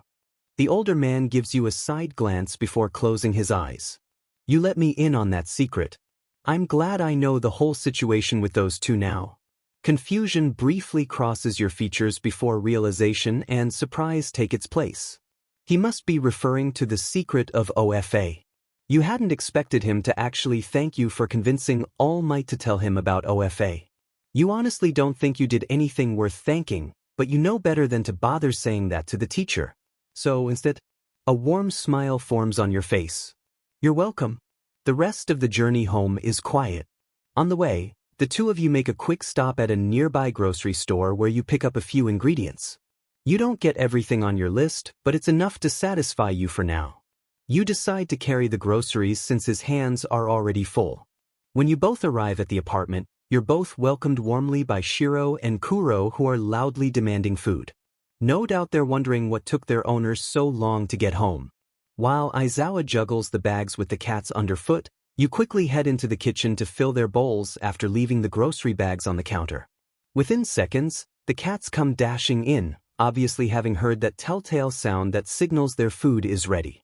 When you enter the living room after putting away the groceries, you're amused to see the shopping bags on the floor and Aizawa already strewn out on the couch with an arm across his eyes. Trying not to disturb him, you quietly start gathering up the bags, so you can move them to the bedroom. Thankfully, there's plenty of space in there since the older man doesn't really own a lot of things. You can shove my clothes to the back of the closet and hang your stuff in there. Or you can use the bottom drawer of the dresser. It's empty. Startled, you turn to look at Aizawa, but he hasn't moved an inch since you left the kitchen. He isn't even looking at you. Amused, you nod your head even though he can't see the movement. All right, thank you. Is there anything in particular you'd like for breakfast? He huffs at the question. You know, you're not obligated to make me anything, right? You don't owe me anything for letting you stay here. You roll your eyes. I know. Cooking for one extra person isn't a big deal. I like cooking for others. So, if you want, you can consider this being another favor for me. When he doesn't reply, you just shrug before making your way to the bedroom. After everything is unloaded, you plan on taking a shower and going to sleep. Today has been a very eventful day. French toast. The words are so quietly muttered you wonder if he had really intended for you to hear them. Once they register, a bright smile forms on your face. French toast it is. Good night, Aizawa-san. Right before you get out of hearing range, you barely hear him mumble, good night. You enter the bedroom with a large grin on your face. You had been worried at first about this housing arrangement, but now, you can't help but feel that things will somehow work out. You think you'll be just fine here. As promised, the following morning, you prepare a delicious batch of French toast for breakfast, which is well received, considering the pleased glint you see appear in Aizawa's eyes while he's eating. Naturally, you are very delighted about this. After breakfast, you and Aizawa head for work. Since there's still time before the bell rings when you two eventually arrive at UA, the older man heads for the teacher's lounge either to sleep or look over paperwork. Knowing him, it's probably the former. Rather than follow his example, you decide to head straight for the 1A classroom since you want to see if any students have already arrived. It's early enough that it makes sense for the classroom to still be empty. That's why you're surprised when, after you enter the 1A classroom, you see Ida and Yaoyorozu already in their seats, doing some reading before class. The class president immediately jumps to his feet to bow with the vice president following right behind him. Good morning, Y/N sensei. You smile as you wave at the two. Good morning, Ida, Yaoyorozu. You two are here early. Are you always the first ones to class? Ida makes a chopping motion with his hand as he returns to his seat and adjusts his glasses. Of course. As class president, it's my duty to always arrive first to welcome my classmates as well as my teachers. Furthermore, I firmly believe a student should always arrive early to their classes. A hero should never be late. Yaoyorozu smiles at his words, but instead of sitting back down, she approaches you with her hands held behind her back. I agree that punctuality is important, but I had a special reason for arriving so early today. You tilt your head curiously. A special reason? Nodding shyly, she pulls her hands in front of her to reveal a cute little goodie bag tied with a pink ribbon. Inside are what appear to be chocolate truffles. I wanted to make you something to show my gratitude for what you did for me yesterday. Yaoyorozu explains, I really appreciated what you said. Of course, I also wanted to welcome you to our class. She warmly smiles, I look forward to spending the school year with you, Y/N sensei. And now you feel like crying. That is probably the sweetest thing anyone has ever done for you. It's definitely not helping that she's giving you one of the sweetest smiles you've ever seen. Do teachers have to deal with their students being this cute every day? You don't think you can handle being a teacher if that's the case. Your heart isn't strong enough. Doing your best to keep your cool, you give her a grateful smile as you accept the gift. Thank you, Yaoyorozu. You really didn't have to go through all the trouble on my behalf, but I appreciate it. These look delicious. I can't wait to try them. When she beams at you, you're reminded of Midoriya's sunshine smile. Oh damn, there are two of them now that you gotta watch out for. How does Aizawa remain so straight-faced all the time when he has such cute kids in his class? Maybe you can ask him for tips later. You're welcome. I was happy to do it. Please let me know what you think of the taste. Before you can reply, Ida cries out in dismay. I cannot believe I failed to prepare a welcoming gift for Y/N sensei. If not for Yaoyorozu-kun's quick thinking, our class would have had to live with the shame caused by my forgetfulness. This kind of carelessness is unforgivable. Yaoyorozu moves to assure her classmate. It's all right, Ida-san. That's why we're a team. You can always count on me when it comes sharing the burden of the responsibilities given to us. He bows his head toward her. Thank you, Yaoyorozu-kun. You truly are an excellent vice president. I promise I won't let you down again. On my honor as class president. There's a happy flush to her cheeks at the compliment, and you can't help thinking how cute both students are. What good kids. You take a seat at Aizawa's desk. I did tell you yesterday that you didn't have to do anything to welcome me, Ida. So, there's no need to feel bad. Ida shakes his head as he does another chop with his hand. Even so, this will not happen again. I swear it. Shortly after that, the rest of the students begin to trickle in, with most of them aiming smiles or greetings your way. With each smile you receive, the warmth in your chest increases. Damn, you already have a soft spot for them, and it's only day 2. You are so weak. When Tokoyami passes by your desk, Dark Shadow pops out and greets you cheerfully. Good morning, Y/N. Grinning, you give him a little head scratch once he gets close enough. Good morning, Dark Shadow, Tokoyami. The avian-featured student nods his head in greeting before sending his quirk an exasperated look. We have talked about this.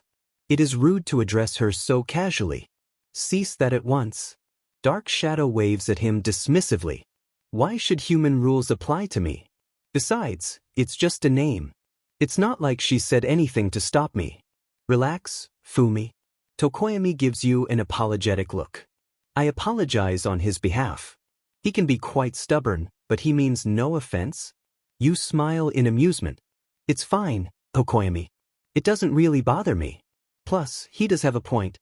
I never really thought about etiquette laws for quirks before. Of course, I've never met a quirk like Dark Shadow till now. The shadow creature proudly puffs up his chest. Because I'm one of a kind. Nothing can compare to this level of perfection. I am relieved to see you are so humble about your skills and that you never let it all go to your head. Tokoyami's deadpan remark makes you snort loudly. Meanwhile, his quirk huffs in indignation before disappearing into his vessel's chest. Soon after, the student moves to his seat as he greets some of his classmates. The next person who stops by to see you is Midoriya. He's actually one of the last few students to arrive, so the bell should be ringing soon. Good morning, Midoriya. What's up? A shy smile forms on his lips. Good morning. I was wondering if the offer about your quirk still stands. You grin at the eager look in his eyes. Sure does. What kind of questions you got for me? In a flash, he has a notebook pulled out to write in. Surprisingly enough, it's not the one that got burned up by Bakugo. That must mean he's either starting a new hero journal, or since you're not a pro hero, he's starting a separate notebook just for you. You said you're unable to share details about certain visions. Is there something that stops you from speaking about them? Midoriya asks. Out of the corner of your eye, you see a few students aim curious looks your way. Half the class appears to be chatting while the other half is watching you and Midoriya. You nod your head. I can't really explain why, but I get a horrible migraine if I start talking about those visions. It starts off as a light headache, but the more I try to talk, the worse the pain gets. It can get to the point where it gets so bad I can hardly think, let alone speak. It really sucks. Midoriya quickly jots down the information, all the while muttering quietly under his breath. And you've never found a way to counteract the pain? Shaking your head, you drum your fingers against the desk. Nope. The closest to that would be Aizawa-san using his quirk on me. As soon as he did, the pain went away, but I couldn't remember what I was talking about. I knew it was about a vision, but I couldn't remember any details. His eyes widen at the information. So, it's bad enough that Aizawa-sensei would intervene with his quirk. You find yourself wincing at the memory. Yeah, that was my fault. I was so eager to talk about my vision that I forgot about my drawback. Was the vision that bad? Blinking in surprise, you turn to see it was Kirishima who had asked the question. That's when you realize the whole class has arrived, and they're all staring at you curiously. It looks like Ida is about to scold his classmate for asking, or maybe it was for interrupting your conversation with Midoriya. Before he can, you wave at him to show it's okay. Yes, it was Kirishima. It was very bad. Probably one of the worst ones I've ever had. You grimace as you recall what happened to the 3 teachers. Their injuries were definitely the worst you've ever seen. Definitely not a pretty sight. Are you alright, sensei? Uraraka worriedly asks. Confused, you turn to see the brunette and several other students sporting concerned expressions. In front of you, Midoriya is biting his lip anxiously. Realizing you had inadvertently caused them to worry about you, you start waving your hands wildly. I'm okay. Really. Sorry for worrying you all. It's at that moment the bell rings, and Aizawa strides into the room. Everyone is instantly in their seats, but there are a few sending you not so subtle looks. After gathering up the homework that was due, the underground hero hands it to you to grade, proving he really was serious about getting work for you to do soon. Thankfully, he gave you a grading rubric since the homework is related to hero studies, the one subject you never had any lessons on. So, while he teaches, you get to work, checking everyone's answers. It's after you finish with Yaoyorozu's assignment and write down her perfect score that you remember the stickers you bought at the store. Maybe this could be your first chance to use them? Despite what you told Present Mike at the store, you are a little nervous about actually using the stickers. What if the students get mad at you for treating them like kids? You don't want to offend them.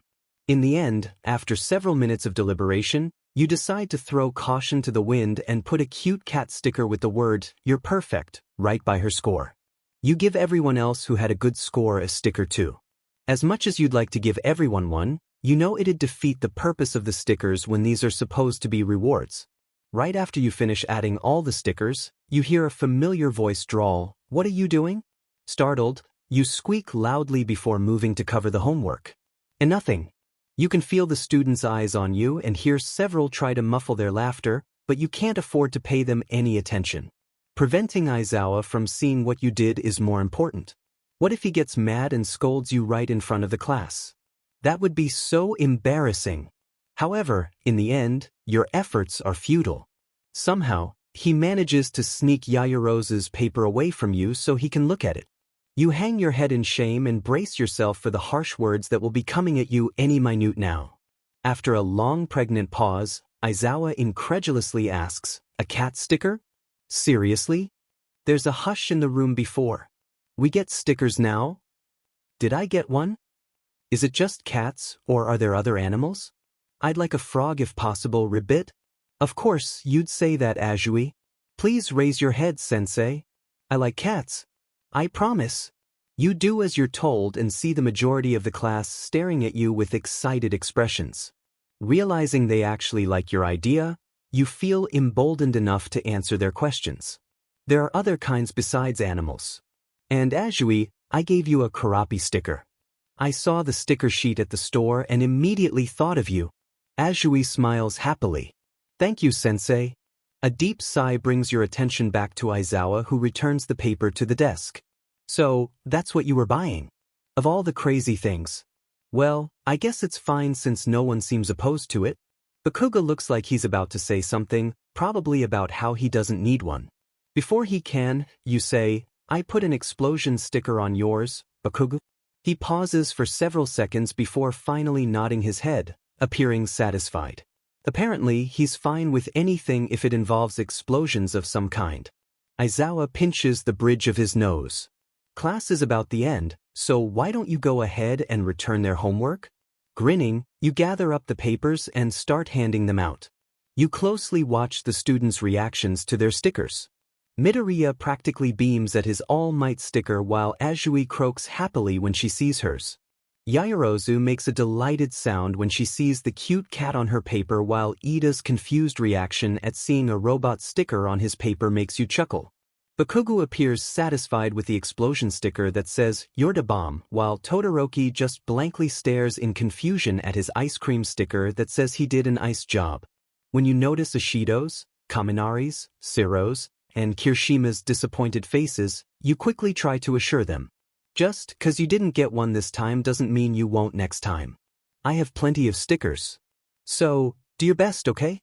The four grin at you before cheering loudly in agreement. Yeah. That's when the bell rings, signaling the end of the period. Aizawa is the first to head out while you follow after him. Before you can make it through the door, Aoyama's voice stops you. You look very lovely today, mademoiselle. You're like a gem sparkling in the sunlight. You pause and turn to see him wink at you. Then, upon realizing what he's trying to do, you smile in amusement. In a flash, you open your backpack and start digging through it while the other students watch your actions curiously. Once you find what you're looking for, you pull it out and stick it on Aoyama's cheek. You look at the sparkly, star sticker and nod in approval. It suits you, Aoyama. He blinks in surprise before smiling widely as he poses. Merci. It is because I am a star that cannot stop twinkling. The other students start crying out in outrage about Aoyama getting a sticker. Your response is to grin mischievously. I never said I'd only give out stickers for homework. Aoyama was the only one brave enough to try a different route, so I rewarded him. Besides, it's always important for a gentleman to know how to compliment a lady. Right, Aoyama? He elegantly flips his hair. Oui, mademoiselle. As you leave the room, you hear some of the students call Aoyama sneaky while others declare passionately that they'll get a sticker, no matter what. You can't help but giggle in response. Your students are just too cute. Then you pause, right in the middle of the hallway. My students, huh? Your expression softens as you resume walking toward the teacher's lounge. I like the sound of that. This time when you enter the teacher's lounge there are more teachers in the room. Aizawa and Present Mike, who started waving at you as soon as you came inside, are the only ones you've formally met. There's one man who's on the bulky side like All Might with spiky gray hair, wearing a red suit. You have to rack your memory of recent news before you remember this is the blood hero, Vlad King. He's one of the few heroes at UA that hasn't made an appearance in one of your visions aside from that vision you had of all the teachers arriving at the USJ. The other hero you see is the space hero, 13. You always thought her space suit-like costume looked cool. Her quirk, black hole in your opinion, is super badass. You approach Present Mike, mindful of the curious gazes aimed your way by the two teachers who haven't met you. He cheerfully claps you on the back when you take a seat beside him. Choi, what's up? How was class? Did you bring out your secret weapons yet? Aizawa huffs as he sits at his desk. If by secret weapon you mean the stickers, then yes. First day of grading homework, and she's already giving students stickers. A pout forms on your lips. They like them. Everyone who received one got really excited. He rolls his eyes before returning to his work. Meanwhile, Vlad King gives you a once-over from his seat at his desk. I was wondering what kind of person you'd be after hearing you'd be working with Eraser, but I definitely wasn't expecting this. Thought you'd be another hardest, but dash? He barks out a laugh. You're complete opposites. Your students are going to be so confused dealing with you two together. It's going to be hilarious. Present Mike grins at his friend. You better watch out, Shoyuta, or your kids might make her their favorite teacher instead of you. And by favorite, I really mean second favorite since I'm obviously everyone's number one teacher. Aizawa scowls at the blonde. You're at the top for being the most annoying teacher. I'll give you that. Both Vlad King and 13 laugh at that remark while Present Mike pouts. The blonde throws his arms around you. You see what I have to put up with daily, Y/Enchan? Even though I'm such an awesome friend, Shoyuta treats me like this. I'm so underappreciated. You calmly pat his back. Deep down, you know he loves you. Would a chocolate truffle make you feel better? Yes. He immediately perks up at the offer, so you dig through your backpack for the goodie bag Yayarosa gave you. After you pull it out, you slowly untie the ribbon and pull out one of the treats to give to the blonde. Only one though. This is my first gift from a student, so I need to cherish it. Present Mike grins as he grabs the truffle before throwing it into his mouth. At the same time, you bite into one of your own. Delicious. Your reactions are in complete sync. You even both use English, which is actually pretty strange on your part, but you weren't really thinking when you said it. 13 chuckles. clearly amused by your and present mixed twin reactions. You two are quite similar, aren't you? It's no wonder you seem to get along so well. 13 Please stop. It's bad enough there's one Mike. I don't want to imagine having another person like him around. You and present Mike share a look at Aizawa's dry remark before replying simultaneously, bully. Oh no, it's begun. Aizawa deadpants. Vlad King starts laughing again. Oh come on, Eraser. Surely, you can handle two of them. Considering all the criminals you've dealt with over the years, these two should be a piece of cake. Aizawa starts grumbling. A piece of diabetes-inducing cake that sends me into a coma as soon as I try it? You grin, you hear that, Mike-san? Aizawa-san thinks we're really sweet. The underground hero makes a pained noise as if he's been stabbed while the other three teachers start laughing uproariously. Present Mike is actually to the point of wheezing as he repeatedly slaps you on the back. It takes a while for him to recover compared to 13 and Vlad King, who calmed down after a few minutes. Once he finally stops laughing, the blonde pulls away from you and starts wiping the tears out of his eyes. Y/N-chan, thank you from the bottom of my heart. Please never change. You do a little bow from your seat. Happy to be of service. As you start munching on another truffle, present Mike gives the bag a curious look. So, what was the gift for? Was it a welcome to our class kind of thing? After you swallow the delightful treat, you reply, partly. She wanted to thank me for scolding Mineta yesterday for being a pervert. I saw a vision where he flipped her skirt on the way to lunch, and I made sure he knew just how I felt about it. Aizawa snorts at your response. You scared the hell out of him. For the rest of the day, he couldn't bring himself to look at any of the girls for too long. I didn't think that was possible. Vlad King grins at you. What do you know? Looks like you can scare kids like Eraser. Maybe you are the perfect team after all. You pout at his words. I'm not gonna try to scare everyone like Aizawa-san. It's only when absolutely necessary. Present Mike pats your shoulder as he nods. That's right. You gotta play the good cop to Shoota's bad cop. Being mean and scary is his specialty, so it's best to leave that to him. His friend sends him a glare before motioning for you to come over to his desk.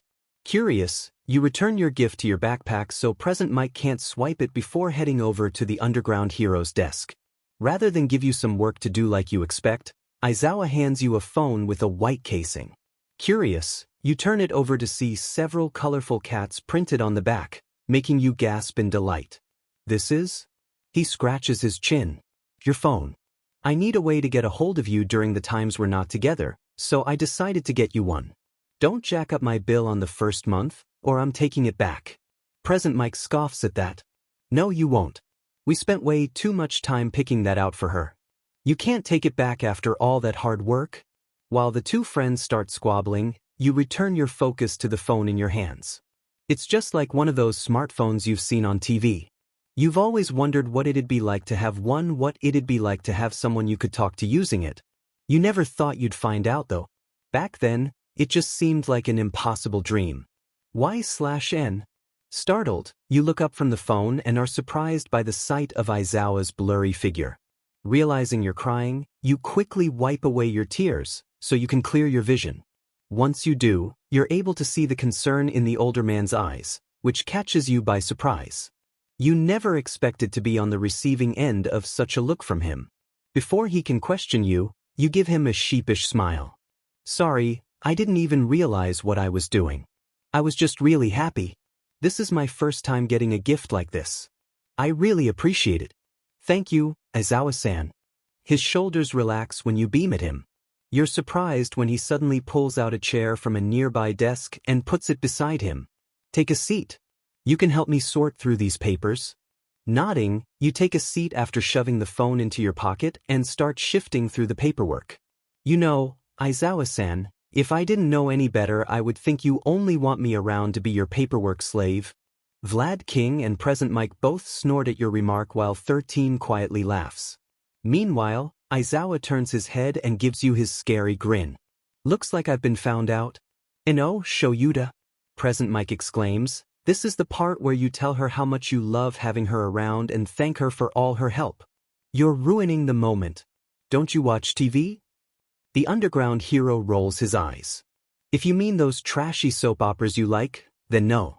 I'd much rather be sleeping. You giggle as Present Mike makes an offended noise. 13 tries to calm him down by distracting him with information about a new space show she recently watched.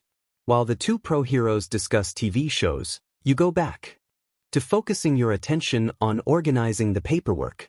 Every so often while you're doing this, you can feel Aizawa's eyes on you, but unlike previous times, it doesn't make you feel uncomfortable. Rather, it's the opposite. You feel completely safe. It's a strange feeling, one that you're not used to experiencing. But it's nice, really nice. You can only hope you'll get to enjoy more of it in the future.